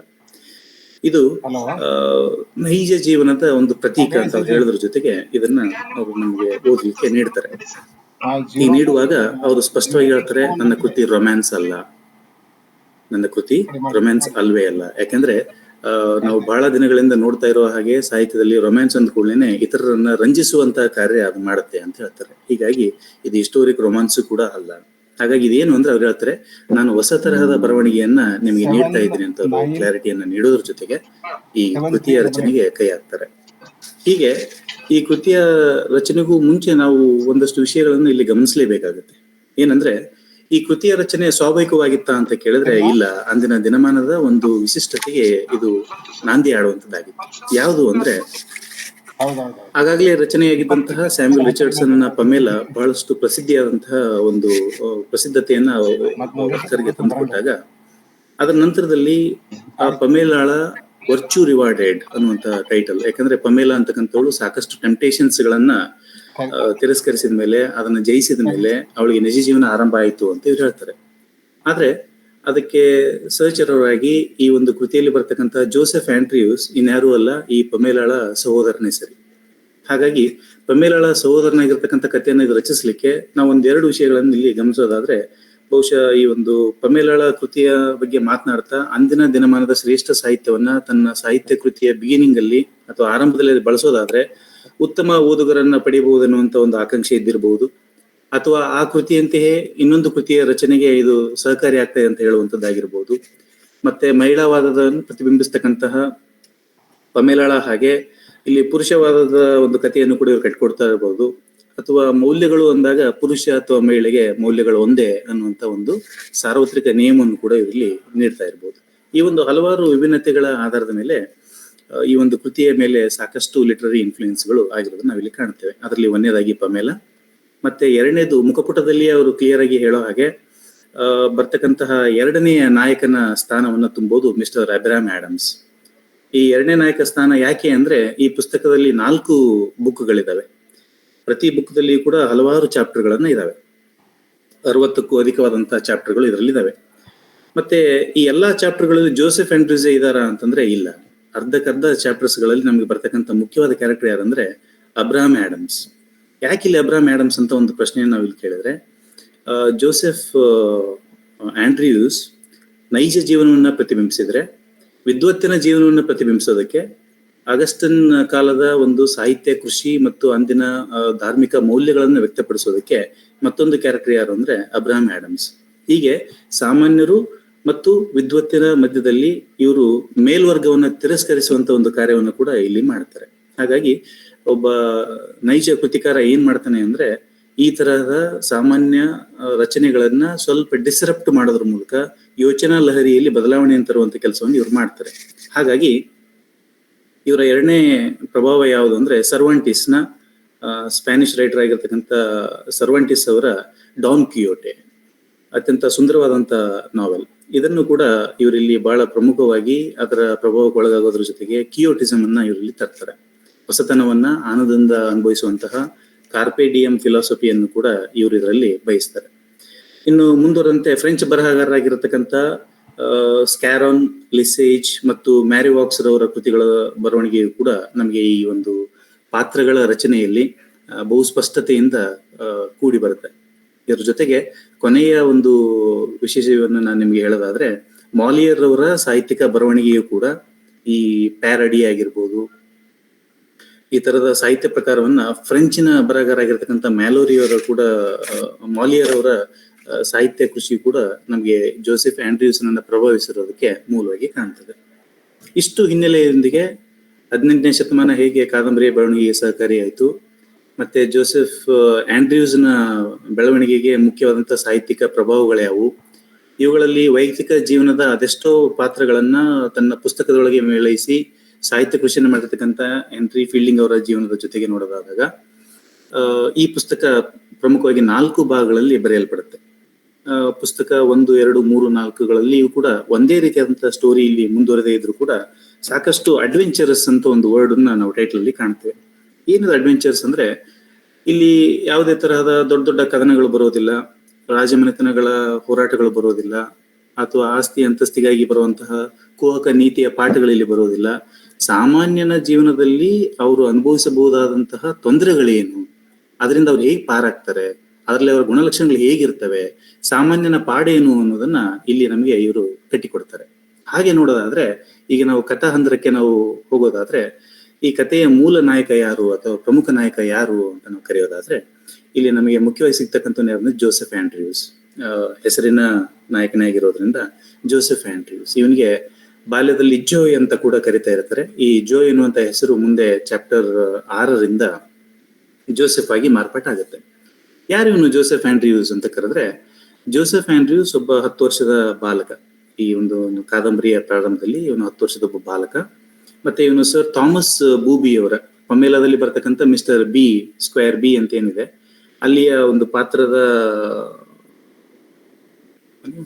ಸಮಾನವಾಗಿ ಇಲ್ಲಿ ಸರ್ ಥಾಮಸ್ ಬೂಬಿ ಎನ್ನುವಂತಹ ಒಬ್ಬ ಶ್ರೀಮಂತ ಮನೆಯ ದನ ಕಾಯುವ ಹುಡುಗನಾಗಿ, ಅಥವಾ ಅಲ್ಲಿ ಒಬ್ಬ ಫುಟ್ ಮ್ಯಾನ್ ಅಂತ ಕರೀತಾರೆ, ಕೈ ಆಳು ಅಥವಾ ಒಬ್ಬ ಆಳಾಗಿ ಇವನು ತನ್ನ ಜೀವನವನ್ನು ರಚಿಸುವಂಥದ್ದು ಆರಂಭ ಆಗುತ್ತೆ. ಇನ್ನು ಥಾಮಸ್ ಬೂಬಿ ಅವನಿಗೊಬ್ಬ ಹೆಂಡತಿ ಇರ್ತಾಳೆ. ಅವಳ ಹೆಸರು ಲೇಡಿ ಬೂಬಿ ಅಂತ. ಬಹುಶಃ ಇಲ್ಲಿ ಥಾಮಸ್ ಬೂಬಿ ಮತ್ತು ಲೇಡಿ ಬೂಬಿಯ ಮಧ್ಯದಲ್ಲಿ ವಯಸ್ಸಿನ ಅಂತರ ಸಾಕಷ್ಟಿದೆ. ಲೇಡಿ ಬೂಬಿಗೆ ಇದು 2ನೇ ವಿವಾಹ. ಹಾಗಾಗಿ ಲೇಡಿ ಬೂಬಿ ನಾವಿಲ್ಲಿ ಲಿಬಿಡಿನಲ್ ಫೋರ್ಸಸ್ ಇಂದ ಆರಂಭ ಆಗ್ತಕ್ಕಂಥ ಒಂದು ಕ್ಯಾರೆಕ್ಟರ್ ಅಂತ ನಾವು ಇಲ್ಲಿ ಕರಿಬಹುದು. ಹೀಗೆ ಲೇಡಿ ಬೂಬಿ, ಥಾಮಸ್ ಬೂಬಿ ಮತ್ತು ಜೋಸೆಫ್ ಆಂಡ್ರ್ಯೂಸ್ ನೊಂದಿಗೆ ಆರಂಭ ಆಗ್ತಕ್ಕಂಥ ಈ ಒಂದು ಕಾದಂಬರಿಯಲ್ಲಿ ನಮಗೆ ನಂತರದಲ್ಲಿ ಪರಿಚಯ ಆಗ್ತಕ್ಕಂಥ ಮತ್ತೊಂದು ಪ್ರಮುಖ ಕ್ಯಾರೆಕ್ಟರ್ ಯಾವುದು ಅಂದ್ರೆ ಅಬ್ರಾಮ್ ಆಡಮ್ಸ್. ಯಾರು ಇವನು ಅಬ್ರಾಮ್ ಆಡಮ್ಸ್ ಅಂದ್ರೆ ಅಲ್ಲಿನ ಲೋಕಲ್ ಪ್ಯಾರಿಶ್ ಪ್ಯಾರ್ಸನ್ ಆಗಿ ಇವರು ಕೆಲಸ ಮಾಡ್ತಾ ಇರ್ತಾರೆ. ಕ್ಲರ್ಜಿಮನ್ ಆಗಿ ಇವರು ಕೆಲಸ ಮಾಡ್ತಾ ಇರ್ತಾನೆ. ವರ್ಷಕ್ಕೆ ಒಂದು 23 ಪೌಂಡ್ಸ್ ನಷ್ಟು ಹಣವನ್ನು ಗಳಿಸ್ತಾ ಇರ್ತಾನೆ. ಒಬ್ಬ ಹೆಂಡತಿ ಕೂಡ ಇರ್ತಾಳೆ, ಒಂದು 6 ಮಕ್ಕಳಿದಾವೆ. ಇದರಲ್ಲಿ ಕೊನೆಯ ಮಗನ ಒಂದು ಉಲ್ಲೇಖ ಈ ಒಂದು ನಾವೆಲಲ್ಲಿ ಬರುತ್ತೆ. ಮತ್ತೆ ಜೋಸೆಫ್ ಆಂಡ್ರ್ಯೂಸ್ಗೆ ಕಲಿಯುವಂತಹದ್ರಲ್ಲಿ ಬಹಳಷ್ಟು ಆಸಕ್ತಿ ಇದ್ದಿದ್ದನ್ನ ಮನಗಂಡಂತ ಪ್ಯಾರ್ಸನ್ ಕ್ಲರ್ಜಿಮ್ಯಾನ್ ಇವನಿಗೆ ಲ್ಯಾಟಿನ್ ಅನ್ನ ಕಲಿಸೋದಕ್ಕೆ ಬಹಳಷ್ಟು ಹವಣಿಸ್ತಿರ್ತಾನೆ. ಈ ಸಂದರ್ಭಕ್ಕೆ ಸರಿಯಾಗಿ ಬೂಬಿ ಕುಟುಂಬ ಏನಾಗುತ್ತೆ ಅಂದ್ರೆ ಅವರು ಲಂಡನ್ಗೆ ತಮ್ಮ ಒಂದು 2ನೇ ನೆಲೆಯನ್ನ ಕಂಡುಕೊಳ್ತಾರೆ. ಲಂಡನ್ಗೆ ಅವರು ಹೋದಾಗ ಬಹುಶಃ ಅಲ್ಲಿ ನಾವು ಹೆನ್ರಿ ಫೀಲ್ಡಿಂಗ್ ನ ಮುಖ್ಯ ಪಾತ್ರಧಾರಿಯಾಗಿರ್ತಕ್ಕಂಥ ಜೋಸೆಫ್ ಆಂಡ್ರ್ಯೂಸ್ ಈ ಆಡಮ್ಸ್ ನೊಂದಿಗೆ ಇದ್ದಂತ ಒಂದು ಅವಿನಾಭಾವ ಸಂಬಂಧ ಅದು ಹಾಗೆಯೇ ಉಳಿದುಕೊಳ್ಳುತ್ತೆ. ನಂತರದಲ್ಲಿ ಕಾದಂಬರಿ ಆರಂಭ ಆದಾಗ ಜೋಸೆಫ್ನಿಗೆ ಈಗಾಗಲೇ 17 ವರ್ಷ. ಮತ್ತೆ ಜೋಸೆಫ್ ಮನೆಯ ಎಲ್ಲಾ ಕೆಲಸಗಳಲ್ಲಿ ಬಹಳಷ್ಟು ನಿಪುಣತೆಯನ್ನ ಸಾಧಿಸಿರ್ತಕ್ಕಂಥ ಬಾಲಕ. ಮತ್ತೆ ಹಾಗೆಯೇ ಸ್ಫುರದ್ರೂಪಿ ಯುವಕನಾಗಿರ್ತಕ್ಕಂಥ ಇವನು ಅಚ್ಚುಕಟ್ಟಾದಂಥ ಮೈಕಟ್ಟನ್ನು ಕೂಡ ಹೊಂದಿರುವಂತಹ ಒಬ್ಬ ಸಾಮಾನ್ಯ ಯುವಕರಂತೆ ಕಂಡ್ರು ಕೂಡ ಅದೇನು ವಿಶೇಷ ಲೇಡಿ ಬೂಬಿಯ ಕಣ್ಣಿಗೆ ಮಾತ್ರ ಇವನು ಹೊಳೆಯುವ ಚಂದ್ರನಂತೆ ಕಾಣ್ತಾ ಇರ್ತಾನೆ. ಲೇಡಿ ಬೂಬಿಗೆ ಹೇಗಾದ್ರೂ ಮಾಡಿ ಈ ಜೋಸೆಫ್ನನ್ನ ತನ್ನ ಕೈವಶ ಮಾಡ್ಕೊಳ್ಬೇಕು ಅನ್ನುವಂತಹ ಒಂದು ಆಸೆ ಅವಳ ಮನಸ್ಸಲ್ಲಿ ಮೇಳೈಸುತ್ತೆ. ಈ ಸಂದರ್ಭಕ್ಕೆ ಸರಿಯಾಗಿ ಅದು ಅವಳ ಗಂಡನಾಗಿರ್ತಕ್ಕಂತಹ ಥಾಮಸ್ ಬೂಬಿಯು ಕೂಡ ಮರಣ ಹೊಂತಾನೆ. ಇವನ ನಂತರದಲ್ಲಿ ಎಲ್ಲಾ ಆಸ್ತಿಯ ಮಾಲಕಿ ಯಾರಾಗ್ತಾಳೆ ಇವಾಗಂದ್ರೆ ಲೇಡಿ ಬೂಬಿ ಆಗ್ತಾಳೆ. ಮತ್ತೆ ಈಗ ಲೇಡಿ ಬೂಬಿ ಏನ್ ಮಾಡೋಳು ಅಂದ್ರೆ ತಾನೇ ಮಾಲಕಿ ಆಗಿರೋದ್ರಿಂದ ಜೋಸೆಫ್ನನ್ನ ಹೇಗಾದ್ರೂ ಮಾಡಿ ತನ್ನ ವಶ ಮಾಡ್ಕೊಳ್ಬೇಕಂತ ಹೇಳಿ ಅವಳ ಬೆಡ್ರೂಮಿಗೆ ಅವಳನ್ನ ಕರೆಸ್ಕೊಂಡು ಅವಳಿಗೆ ಅನೇಕ ರೀತಿಯಾದಂತಹ ಕಾಮೋದ್ರೇಕ ಚಿಹ್ನೆಗಳನ್ನ ತೋರಿಸೋದ್ರ ಮೂಲಕ, ಕಣ್ಸನ್ನೆಯನ್ನ ಮಾಡೋದ್ರ ಮೂಲಕ ಅವಳು ಎಷ್ಟೇ ಪ್ರಯತ್ನ ಮಾಡಿದ್ರು ಜೋಸೆಫ್ನಿಗೆ ಈ ಕುತಂತ್ರ ಜೀವನದ ಯಾವ ಭಾಗವೂ ಪರಿಚಯವಿಲ್ಲ. ಅವಳ ಯಾವ ಸನ್ನೆಯೂ ಅರ್ಥವಾಗೋದಿಲ್ಲ. ಅದಕ್ಕೆ ಇವನು ಯಾವುದೇ ರೀತಿಯ ಪ್ರತಿಕ್ರಿಯೆ ಕೂಡ ನೀಡೋದಿಲ್ಲ. ಈ ಸಂದರ್ಭದಲ್ಲಿ ಘಾಸಿಗೊಂಡಂತ ಲೇಡಿ ಬೂಬಿ ಇವನ ಮೇಲೆ ಹೇಗಾದ್ರೂ ಮಾಡಿ ಸೇಡನ್ನು ತೀರಿಸಿಕೊಳ್ಳುವಂತ ಒಂದು ಮನೋಭಾವಕ್ಕೆ ಇಳಿತಾಳೆ. ಇದು ಇವನ ಜೀವನದ ಮೊದಲ ಅಡ್ವೆಂಚರ್. ಒಂದು ಟೆಂಪ್ಟೇಷನ್ ಅನ್ನ ಹೇಗೆ ಇವನು ತಪ್ಪಿಸ್ಕೊಳ್ತಾನೆ, ಅದರಿಂದ ಹೇಗೆ ಇವನು ಸಕ್ಸಸ್ಫುಲ್ ಆಗಿ ಹೊರಗಡೆ ಬರ್ತಾನೆ ಅನ್ನೋದನ್ನ ನಾವಿಲ್ಲಿ ಗಮನಿಸ್ಬೇಕು. ಹೀಗೆ ಒಂಥರ ಒಂದು ಕಾಮೋದ್ರೇಕದ ಒಂದು ಸನ್ನಿವೇಶಗಳಿಂದ ತಪ್ಪಿಸ್ಕೊಂಡಂತ ಈತ ಮನನೊಂದು ತನ್ನ ಸಹೋದರಿಯಾಗಿರ್ತಕ್ಕಂಥ ಪಮೇಲಾಳಿಗೆ ಪತ್ರವನ್ನು ಬರೀತಾನೆ. ಶ್ರೀಮಂತರ ಅದ್ಯಾಕೋ ಕಾರ್ಮಿಕರೆಡೆಗೆ, ಕೂಲಿಗಳ ಎಡೆಗೆ ಪ್ರೀತಿಸುವಂತಹ ಯಾವುದೇ ಸಾಹಿತ್ಯವನ್ನು ನಾನು ಇದುವರೆಗೂ ಕೇಳಿಲ್ಲ, ಜೀವನ ಶೈಲಿಯನ್ನ ನಾನು ನೋಡಿಲ್ಲ. ಆದ್ರೆ ಈ ಒಂದು ಶ್ರೀಮಂತರ ಹುಡುಗಿ ಅಥವಾ ಶ್ರೀಮಂತರ ಲೇಡಿ ಬೂಬಿ ನನ್ನನ್ನು ಈ ರೀತಿ ಆಕರ್ಷಣೆ ಮಾಡ್ತಾ ಇದ್ದಾಳೆ, ಇದು ನನಗೆ ಅತೀವ ನೋವನ್ನ ತಂದಿದೆ ಅಂತ ಹೇಳಿ ಲೇಡಿ ಬೂಬಿಯ ಅಡ್ವಾನ್ಸ್ಮೆಂಟ್ಸ್ ಗಳನ್ನ ನೇರವಾಗಿ ರಿಜೆಕ್ಟ್ ಮಾಡೋದ್ರ ಮೂಲಕ ತನ್ನ ಸಹೋದರಿಗೆ ಪತ್ರವಾದ ಮೂಲಕ ಎಪಿಸಲರಿ ಫಾರ್ಮ್ ಅನ್ನು ಕೂಡ ಇಲ್ಲಿ ಬಳಸ್ತಾರೆ. ಯುರೋಪಿನ ಈ ನಾವೆಲಿನ ಶೈಲಿಯಲ್ಲಿ ಅನೇಕ ಬದಲಾವಣೆಗಳು, ಈ ಚಾಪ್ಟರಿಸಮ್ ಆಗಿರ್ಬೋದು, ಬರ್ತಕ್ಕಂಥ ಲೆಟರ್ ಫಾರ್ಮ್ಸ್ ಗಳಾಗಿರ್ಬೋದು, ಇವೆಲ್ಲವೂ ಡಾನ್ ಕ್ವಿಯೇಟೋಯ ಒಂದು ರಚನಾ ಶೈಲಿಯ ಒಂದು ಪಾತ್ರದಲ್ಲಿ ಕೂಡ ನಾವು ಕಾಣ್ತೇವೆ. ಇಷ್ಟು ಸಾಲದು ಅಂತ ಲೇಡಿ ಬೂಬಿಯ ಚೇಂಬರ್ ಮೇಡ್ ಇದ್ದಾಳೆ, ಅವಳ ಕೈಯಲ್ಲಿ ಇನ್ನೊಬ್ಬ ಆಳಿದಾಳೆ. ಅವಳ ಹೆಸರು ಮಿಸಸ್ ಸ್ಲಿಪ್ ಸ್ಲಾಪ್ ಅಂತ. ಸ್ಲಿಪ್ ಸ್ಲಾಪ್ ಅಂದ್ರೆ ಯೌವನದಲ್ಲಿ ಮಾಡಬಾರದ ಯಾವುದೋ ಒಂದು ಕೆಲಸಕ್ಕೆ ಅವಳು ತನ್ನ ಕಾಲನ್ನು ಜಾರಿದಂತವಳು, ಹಾಗಾಗಿ ಮುಂದುವರೆದಂತೆ ಸ್ಲಿಪ್ ಸ್ಲಾಪ್ ಅನ್ನುವಂಥ ಹೆಸರು. ಅಂದ್ರೆ ಬಹಳಷ್ಟು ಸ್ವಚ್ಛತೆಯನ್ನು ಕಾಪಾಡ್ಕೊಳ್ದೇ ಇರ್ತಕ್ಕಂಥವಳು ಅನ್ನುವಂಥ ಹೆಸರು ಕೂಡ ಅನ್ಟೈಡಿ ವುಮನ್ ಅಂತ ಕೂಡ ನಾವಿಲ್ಲಿ ಕರಿಬಹುದು. ಇವಳು ಲೇಡಿ ಬೂಬಿಯ ಹಾಗೆ ಜೋಸೆಫ್ನನ್ನ ಒರೆಸೋದಕ್ಕೆ ಇವಳು ಕೂಡ ಪ್ರಯತ್ನಿಸ್ತಾಳೆ, ಆದ್ರೆ ಅವನಿಗೂ ಕೂಡ ಒಂದೇ ರೀತಿಯಂತ ಉತ್ತರವನ್ನ ಜೋಸೆಫ್ ನೀಡ್ತಾರೆ. ಹೀಗಾಗಿ ಮುಂದೆ ಈ ಸ್ಲಿಪ್ ಸ್ಲಾಪ್ ಲೇಡಿ ಬೂಬಿಯ ತಲೆಯನ್ನು ಕೆಡಿಸೋದ್ರ ಮೂಲಕ ಹೇಗಾದ್ರೂ ಮಾಡಿ ಅವನನ್ನ ಆ ಕೆಲಸದಿಂದ ವಜಾಗೊಳಿಸ್ಬೇಕು ಅಂತ ಹೇಳಿ ಅವನಿಗೆ ಬಿಡುಗಡೆಯ ಪತ್ರದ ಜೊತೆಗೆ ತನ್ನ ಜೀವನದ ಕೂಲಿಯನ್ನ ಕೊಡೋದಕ್ಕೆ ಲೇಡಿ ಬೂಬಿಯ ಮ್ಯಾನೇಜರ್ ಅಥವಾ ಫೈನಾನ್ಷಿಯಲ್ ಕಾರ್ಕೂನಿಯಾಗಿರ್ತಕ್ಕಂತಹ ಪೀಟರ್ ಪೌನ್ಸ್ ನಿಂದ ಅವನಿಗೊಂದಷ್ಟು ಹಣವನ್ನ ಮತ್ತೆ ಅವನ ಬಟ್ಟೆಗಳನ್ನ ಒಂದು ಪತ್ರವನ್ನು ಅವನಿಗೆ ಕೊಡೋದ್ರ ಮೂಲಕ ಅವನ ಮನೆಯಿಂದ ನೇರವಾಗಿ ಹೊರ ಹಾಕ್ತಾರೆ. ಇದು ಮೊದಲನೇ ಅಡ್ವೆಂಚರ್ ಅಲ್ಲಿ ಇವನಿಗೆ ಆದಾಗ. ಈಗ ಜೋಸೆಫ್ ಆಂಡ್ರ್ಯೂಸಿ ಉಳಿದಿರುವಂತ ಒಂದೇ ಒಂದು ಮೂಲ ನೆಲೆ ಯಾವುದಂದ್ರೆ ಅವನ ಹಳ್ಳಿ. ಹಾಗಾಗಿ ಅವನ ಹಳ್ಳಿಗೆ ವಾಪಸ್ ಆಗ್ಬೇಕು. ವಾಪಸ್ ಆಗೋದ್ರ ಜೊತೆಗೆ ಅಲ್ಲಿ ತನ್ನ ನೈಜ ಜೀವನವನ್ನು ಪ್ರಾರಂಭಿಸಬೇಕು ಅಂತ ಖುಷಿಗೊಂಡಂತ ಇವನು ಅಲ್ಲಿ ಲೋಕಲ್ ಇರತಕ್ಕಂತಹ ಬೂಬಿ ಪ್ಯಾರಿಸ್ ಬೂಬಿಯ ಚರ್ಚಿಗೆ ಇಲ್ಲಿ ಹೋಗ್ಲಿಕ್ಕೆ ಅವನು ಪ್ರಯತ್ನಿಸ್ತಾನೆ. ಪ್ಯಾರಿಸ್ ಹೋಗ್ಲಿಕ್ಕೆ ಪ್ರಯತ್ನ ಮಾಡ್ತಾನೆ. ಈ ದಾರಿ ಮಧ್ಯದಲ್ಲಿ ಲಂಡನ್ ನಿಂದ ತನ್ನ ಹಳ್ಳಿಗೆ ಹೋಗುವಂತ ದಾರಿ ಮಧ್ಯದಲ್ಲಿ ಅವನು ಅನುಭವಿಸ್ತಕ್ಕಂತಹ ಪ್ರತಿ ಘಟನೆಯನ್ನೇ ನಾವಿಲ್ಲಿ ಅಡ್ವೆಂಚರ್ಸ್ ಅಂತ ಕರೀತಾರೆ. Adventures of Joseph Andrews. ಏನಿವೆಲ್ಲ ಅಡ್ವೆಂಚರ್ಸ್ ಅಂದ್ರೆ ಜೀವನವನ್ನ ಪಣಕ್ಕಿಟ್ಟು ಹೋರಾಡುವಂತ ಅನೇಕ ಘಟನೆಗಳನ್ನ ಇಲ್ಲಿ ನಮಗೆ ಹೆನ್ರಿ ಫೀಲ್ಡಿಂಗ್ ಅವರು ಕೊಡ್ತಾ ಹೋಗ್ತಾರೆ. ಬಹುಶಃ ಇದು ಕೇವಲ ಒಂದು ಇಮ್ಯಾಜಿನರಿ ಸ್ಟೋರಿ ಅಂತ ನನಗೇನು ಅನ್ಸೋದಿಲ್ಲ. ಕಾರ್ಖಾನೆಗಳಿಂದ ತುಂಬಿರ್ತಕ್ಕಂಥ ಮಧ್ಯದಲ್ಲಿ ಕೃಷಿಕರು ತಮ್ಮ ಭೂಮಿಯನ್ನು ಕಳ್ಕೊಂಡಿದ್ದಾರೆ, ವೃತ್ತಿಯನ್ನು ಕಳ್ಕೊಂಡಿದ್ದಾರೆ. ಮತ್ತೆ ಸಾಮಾನ್ಯ ಈ ಕೈಗಾರಿಕೆಗಳನ್ನ ಮಾಡ್ತಕ್ಕಂಥ ಅನೇಕರು ಈಗ ನಿರ್ಗತಿಕರಾಗಿದ್ದಾರೆ. ಜೀವನ ನಡೆಸಲಿಕ್ಕೆ ಅವರಿಗೆ ಅನಿವಾರ್ಯವಾಗಿ ಕಳ್ಳತನ ಅನ್ನುವಂಥದ್ದು ಒಂದು ವೃತ್ತಿಯಾಗಿ ಕಂಡಿರ್ಬೋದೇನು. ಹಾಗಾಗಿ ಅಲ್ಲಿ ಈ ಥಗ್ಸ್, ರಫೇನ್ಸ್ ಇವುಗಳೆಲ್ಲವೂ ಸಾಮಾನ್ಯವಾಗಿ ಸಿಗ್ಲಿಕ್ಕೆ ನಮಗೆ ಇಲ್ಲಿ ಕಾಣ್ತವೆ. ಇದರ ಮಧ್ಯದಲ್ಲಿ ಜೋಸೆಫ್ ಹಾಗೂ ಈಗೂ ಅವಳಿಂದ ತಪ್ಪಿಸ್ಕೊಂಡು ಮುಂದೆ ಹಳ್ಳಿ ಅಡಿಗೆ ಹೋಗ್ತಾ ತನ್ನ ಬಾಲ್ಯದ ಗೆಳತಿಯಾಗಿರ್ತಕ್ಕಂಥ ಫ್ಯಾನಿ ಗುಡ್ವಿಲ್, ಅಲ್ಲಿ ಹಳ್ಳಿಯಲ್ಲಿ ಹಾಲು ಮಾರ್ತಕ್ಕಂತಹ ಅನಕ್ಷರಸ್ಥ ಮತ್ತು ಸುಂದರವಾದಂತ ಯುವತಿ ಯಾರು ಅಂದ್ರೆ ಫ್ಯಾನಿ ಗುಡ್ವಿಲ್. ಫ್ಯಾನಿ ಗುಡ್ವಿಲ್ನ ಬಗೆಗೆ ಜೋಸೆಫ್ ಆಂಡ್ರ್ಯೂಸ್ಗೆ ಎಲ್ಲಿಲ್ಲದ ಅನುರಾಗ. ಅವಳನ್ನ ಕಾಣುವಂತಹ ಬಗೆ ಇವನ ಮನಸ್ಸನ್ನ ಯಾವಾಗಲೂ ಕಾಡ್ತಾ ಇರುತ್ತೆ. ಅವಳ ದಿಸೆಯಲ್ಲಿ ಪಾಪ ಇವನು ಊರಿಗೆ ಹೋಗ್ಬೇಕಾದಾಗ ಮಾರ್ಗ ಮಧ್ಯದಲ್ಲಿ ಇವನ ಸಮಸ್ಯೆಗಳು ಶುರು ಆಗ್ತವೆ. ಮೊದಲನೇದೇನು ಅಂದ್ರೆ ಈಗಾಗಲೇ ಪೀಟರ್ ಪೌನ್ಸ್ ಇಂದ ಪಡೆದಂತ ಹಣ ಮತ್ತೆ ಒಂದಷ್ಟು ಬಟ್ಟೆ ಇವೆಲ್ಲವುಗಳು ಏನ್ ಮಾಡ್ತವೆ ಅಂದ್ರೆ ಅಲ್ಲಿರ್ತಕ್ಕಂಥ ಇಬ್ಬರು ದುಷ್ಕರ್ಮಿಗಳನ್ನ ಆಕರ್ಷಿಸುತ್ತೆ. ಅವರಿಬ್ಬರು ಇವನನ್ನ ಬಹಳಷ್ಟು ತೀಕ್ಷ್ಣವಾಗಿ ಬಡಿಯೋದ್ರ ಜೊತೆಗೆ ಅವನನ್ನ ಜೀವನ ಮರಣದ ಮಧ್ಯೆ ಹೋರಾಟ ಮಾಡುವ ಹಾಗೆ ಬೆಳೆದು ಒಂದು ಚರಂಡಿಯ ಪಕ್ಕಕ್ಕೆ ಬಿಸಾಕ್ತಾರೆ. ಈ ಚರಂಡಿಯ ಪಕ್ಕಕ್ಕೆ ಬಿಸಾಕಿದ ಮೇಲೆ ಅವರು ಅನ್ಕೋತಾರೆ ಇನ್ನಿವನು ಸತ್ತ ಅಂತ ಹೇಳಿ ಅವನೆಲ್ಲ ವಸ್ತುಗಳನ್ನ ಇವರು ಕಳ್ಳತನ ಮಾಡ್ಕೊಂಡು ಅಲ್ಲಿಂದ ಹೊರಡ್ತಾರೆ. ಮುಂದೆ ಮಾರ್ಗ ಮಧ್ಯದಲ್ಲಿ ಬಿದ್ದಿರ್ತಕ್ಕಂಥ ಇವನನ್ನ ಉನ್ನತ ವರ್ಗದವರು ಕೋಚಲ್ಲಿ ತೆರಳಬೇಕಾದಾಗ ನೋಡ್ತಾರೆ. ನೋಡಿ ಅವ್ರನ್ನ ಅನ್ಕೋತಾರೆ ಇವನು ಸತ್ತಿದ್ದಾನೆ ಅಂತ ಒಂದಷ್ಟು ಜನ ಹೇಳ್ತಾರೆ. ಇವನು ನಿರ್ಗತಿಕ ಅಂತ ಒಂದಷ್ಟು ಜನ ಕರೀತಾರೆ, ಭಿಕ್ಷುಕ ಅಂತ ಮತ್ತೊಂದಷ್ಟು ಜನ ಕರೀತಾರೆ. ಹೀಗೆ ದೊಡ್ಡವರ ಕಣ್ಣಿಗೆ ಸಣ್ಣವರು ಹೇಗ್ ಕಾಣ್ತಾರೆ ಅನ್ನೋದನ್ನ ಸಮಾಜದ ಪರಿಕಲ್ಪನೆಗಳನ್ನ ಹೆನ್ರಿ ಫೀಲ್ಡಿಂಗ್ಸ್ ಅವ್ರು ನಮಗೆ ಈ ರೀತಿಯಾಗಿ ಒದಗಿಸ್ತಾರೆ. ಈ ಮಧ್ಯದಲ್ಲಿ ಕೋಚಲ್ಲಿ ಇರ್ತಕ್ಕಂಥ ಒಬ್ಬ ಶ್ರೀಮಂತ ವರ್ಗದವರು ಅಂದಿನ ಕಾನೂನುಗಳು ಬಹಳಷ್ಟು ಬಿಗಿಯಾಗಿದ್ದರಿಂದ ಬಹುಶಃ ಇವನ ಸಾವಿಗೆ ನಾವೇನಾದ್ರು ಕಾರಣರಾಗಿ ಅಂತ ಗೊತ್ತಾದ್ರೆ ನಮ್ಮ ಮೇಲೆ ಸಾಕಷ್ಟು ಕಠಿಣ ಒಂದಷ್ಟು ಸಾಧಕ ಬಾಧಗಳನ್ನ ನಾವು ಎದುರಿಸಬೇಕಾಗತ್ತೆ ಅಂತ ಹೇಳಿ ಅವರು ಅವನಿಗೆ ಸಹಾಯವನ್ನು ಮಾಡೋದಕ್ಕೆ ಅಲ್ಲಿದ್ದಂತ ಅವನನ್ನ ಎತ್ಕೊಂಡು ಅವನಿಗೆ ಯಾರೋ ಒಬ್ಬ ಬಟ್ಟೆಯನ್ನು ಕೊಡ್ತಾನೆ, ಒಬ್ಬ ಅಂಗಿಯನ್ನು ಕೊಡ್ತಾನೆ. ಹೀಗೆ ಅವನನ್ನ ಅರೆಬೆತ್ತಲೆಯಾಗಿ ಬಿದ್ದಂತ ಅವನಿಗೆ ಒಂದಷ್ಟು ಬಟ್ಟೆಯನ್ನು ಹಾಕಿ ಹತ್ತಿರದಲ್ಲಿದ್ದಂತ ಒಂದು ಹೋಟೆಲ್ಗೆ ಅವನನ್ನ ಕರ್ಕೊಂಡು ಬರ್ತಾರೆ. ಇನ್ನು ಆ ಹೋಟೆಲ್ನಲ್ಲಿ ಇವನ ಎರಡನೇ ಅಡ್ವೆಂಚರ್ ಶುರು ಆಗುತ್ತೆ. ಅದೇನಂದ್ರೆ ಆ ಹೋಟೆಲ್ ಯಾರ್ದು ಮತ್ತೆ ಅಲ್ಲಿ ಯಾರ್ಯಾರಿದ್ದಾರೆ ಅಂದ್ರೆ ಮಿಸ್ಟರ್ ಟೂ ಹೌಸ್ ಅಂತ ಒಬ್ಬ ಮಾಲೀಕ ಇದ್ದಾನೆ. ಅವನ ಹೆಂಡತಿ ಮಿಸಸ್ ಟೂ ಹೌಸ್ ಅಂತಿದ್ದಾಳೆ. ಆ ಒಂದು ಇಡೀ ಹೋಟೆಲ್ನ ಒಂದು ಜವಾಬ್ದಾರಿಯನ್ನು ಹೊತ್ತಿರತಕ್ಕಂಥ ಅಲ್ಲೊಬ್ಬ ಮಹಿಳೆ ಯಾರು ಅಂದ್ರೆ ಸುಂದರವಾದಂತ ಯುವತಿ ಯಾರು ಬೆಟ್ಟಿ ಇದ್ದಾಳೆ. ಇಲ್ಲಿಗೆ ಜೋಸೆಫ್ನ ಕರ್ಕೊಂಡು ಬಂದಾಗ ಜೋಸೆಫ್ ಸಾವಿನ ಮಧ್ಯದಲ್ಲಿ ಇರೋದ್ರಿಂದ ಸರ್ಜನ್ ಏನಂತಾನೆ, ಇವನು ಬಹುಶಃ ಬದುಕೋದಿಲ್ಲ ಅಂತ ಹೇಳಿದಾಗ ಈ ಸಂದರ್ಭಕ್ಕೆ ಅವನಿಗೆ ಟ್ರೀಟ್ಮೆಂಟ್ ಅನ್ನು ಕೂಡ ಸರ್ಜನ್ ನೀಡ್ತಾನೆ. ಈಗ ಅವನ ಆರೈಕೆಗಳನ್ನೆಲ್ಲ ನೋಡ್ಕೊಳ್ಳೋರು ಯಾರು ಅಂದ್ರೆ ಬೆಟ್ಟಿ ಮತ್ತು ಮಿಸಸ್ ಟೋಸ್ ಅನ್ನು ನೋಡ್ಕೋತಾರೆ. ಈ ಸಂದರ್ಭದಲ್ಲಿ ಗುಣಮುಖನಾದಂತ ಇವನಿಗೆ ಮತ್ತೊಂದು ಸಮಸ್ಯೆ ಕಾದಿತ್ತು. ಯಾಕಂದ್ರೆ ಅಷ್ಟೊತ್ತಿಗಾಗ್ಲೇ ಇವನನ್ನ ನೋಡುವ ಸಲುವಾಗಿ ಅಲ್ಲಿದ್ದಂತಹ ಸರ್ಜನನ ಮಾತಿನನ್ವಯ ಅಲ್ಲಿ ಮತ್ತೊಬ್ಬ ಕ್ಲರ್ಜಿ ಮ್ಯಾನ್ ಅಲ್ಲಿಗೆ ವಿಸಿಟ್ ಅನ್ನು ಕೊಡ್ತಾರೆ. ಅವನ ಹೆಸರು ಯಾರಂದ್ರೆ ಮಿಸ್ಟರ್ ಬಾರ್ನ್ ಬಾಜ್ ಅಂತ. ಅವನು ಅಲ್ಲಿಗೆ ಬಂದಾದಾಗ ಅಲ್ಲಿನ ವ್ಯವಸ್ಥೆಯನ್ನ ಕಂಡು ಬಹಳಷ್ಟು ದುಃಖಿತನಾಗಿ ಇವನ ಯೋಗಕ್ಷೇಮ ವಿಚಾರಿಸ್ಬೇಕು ಅಂತಾನೆ, ಆದ್ರೆ ಅದು ಸರಿ ಹೊಂದೋದಿಲ್ಲ.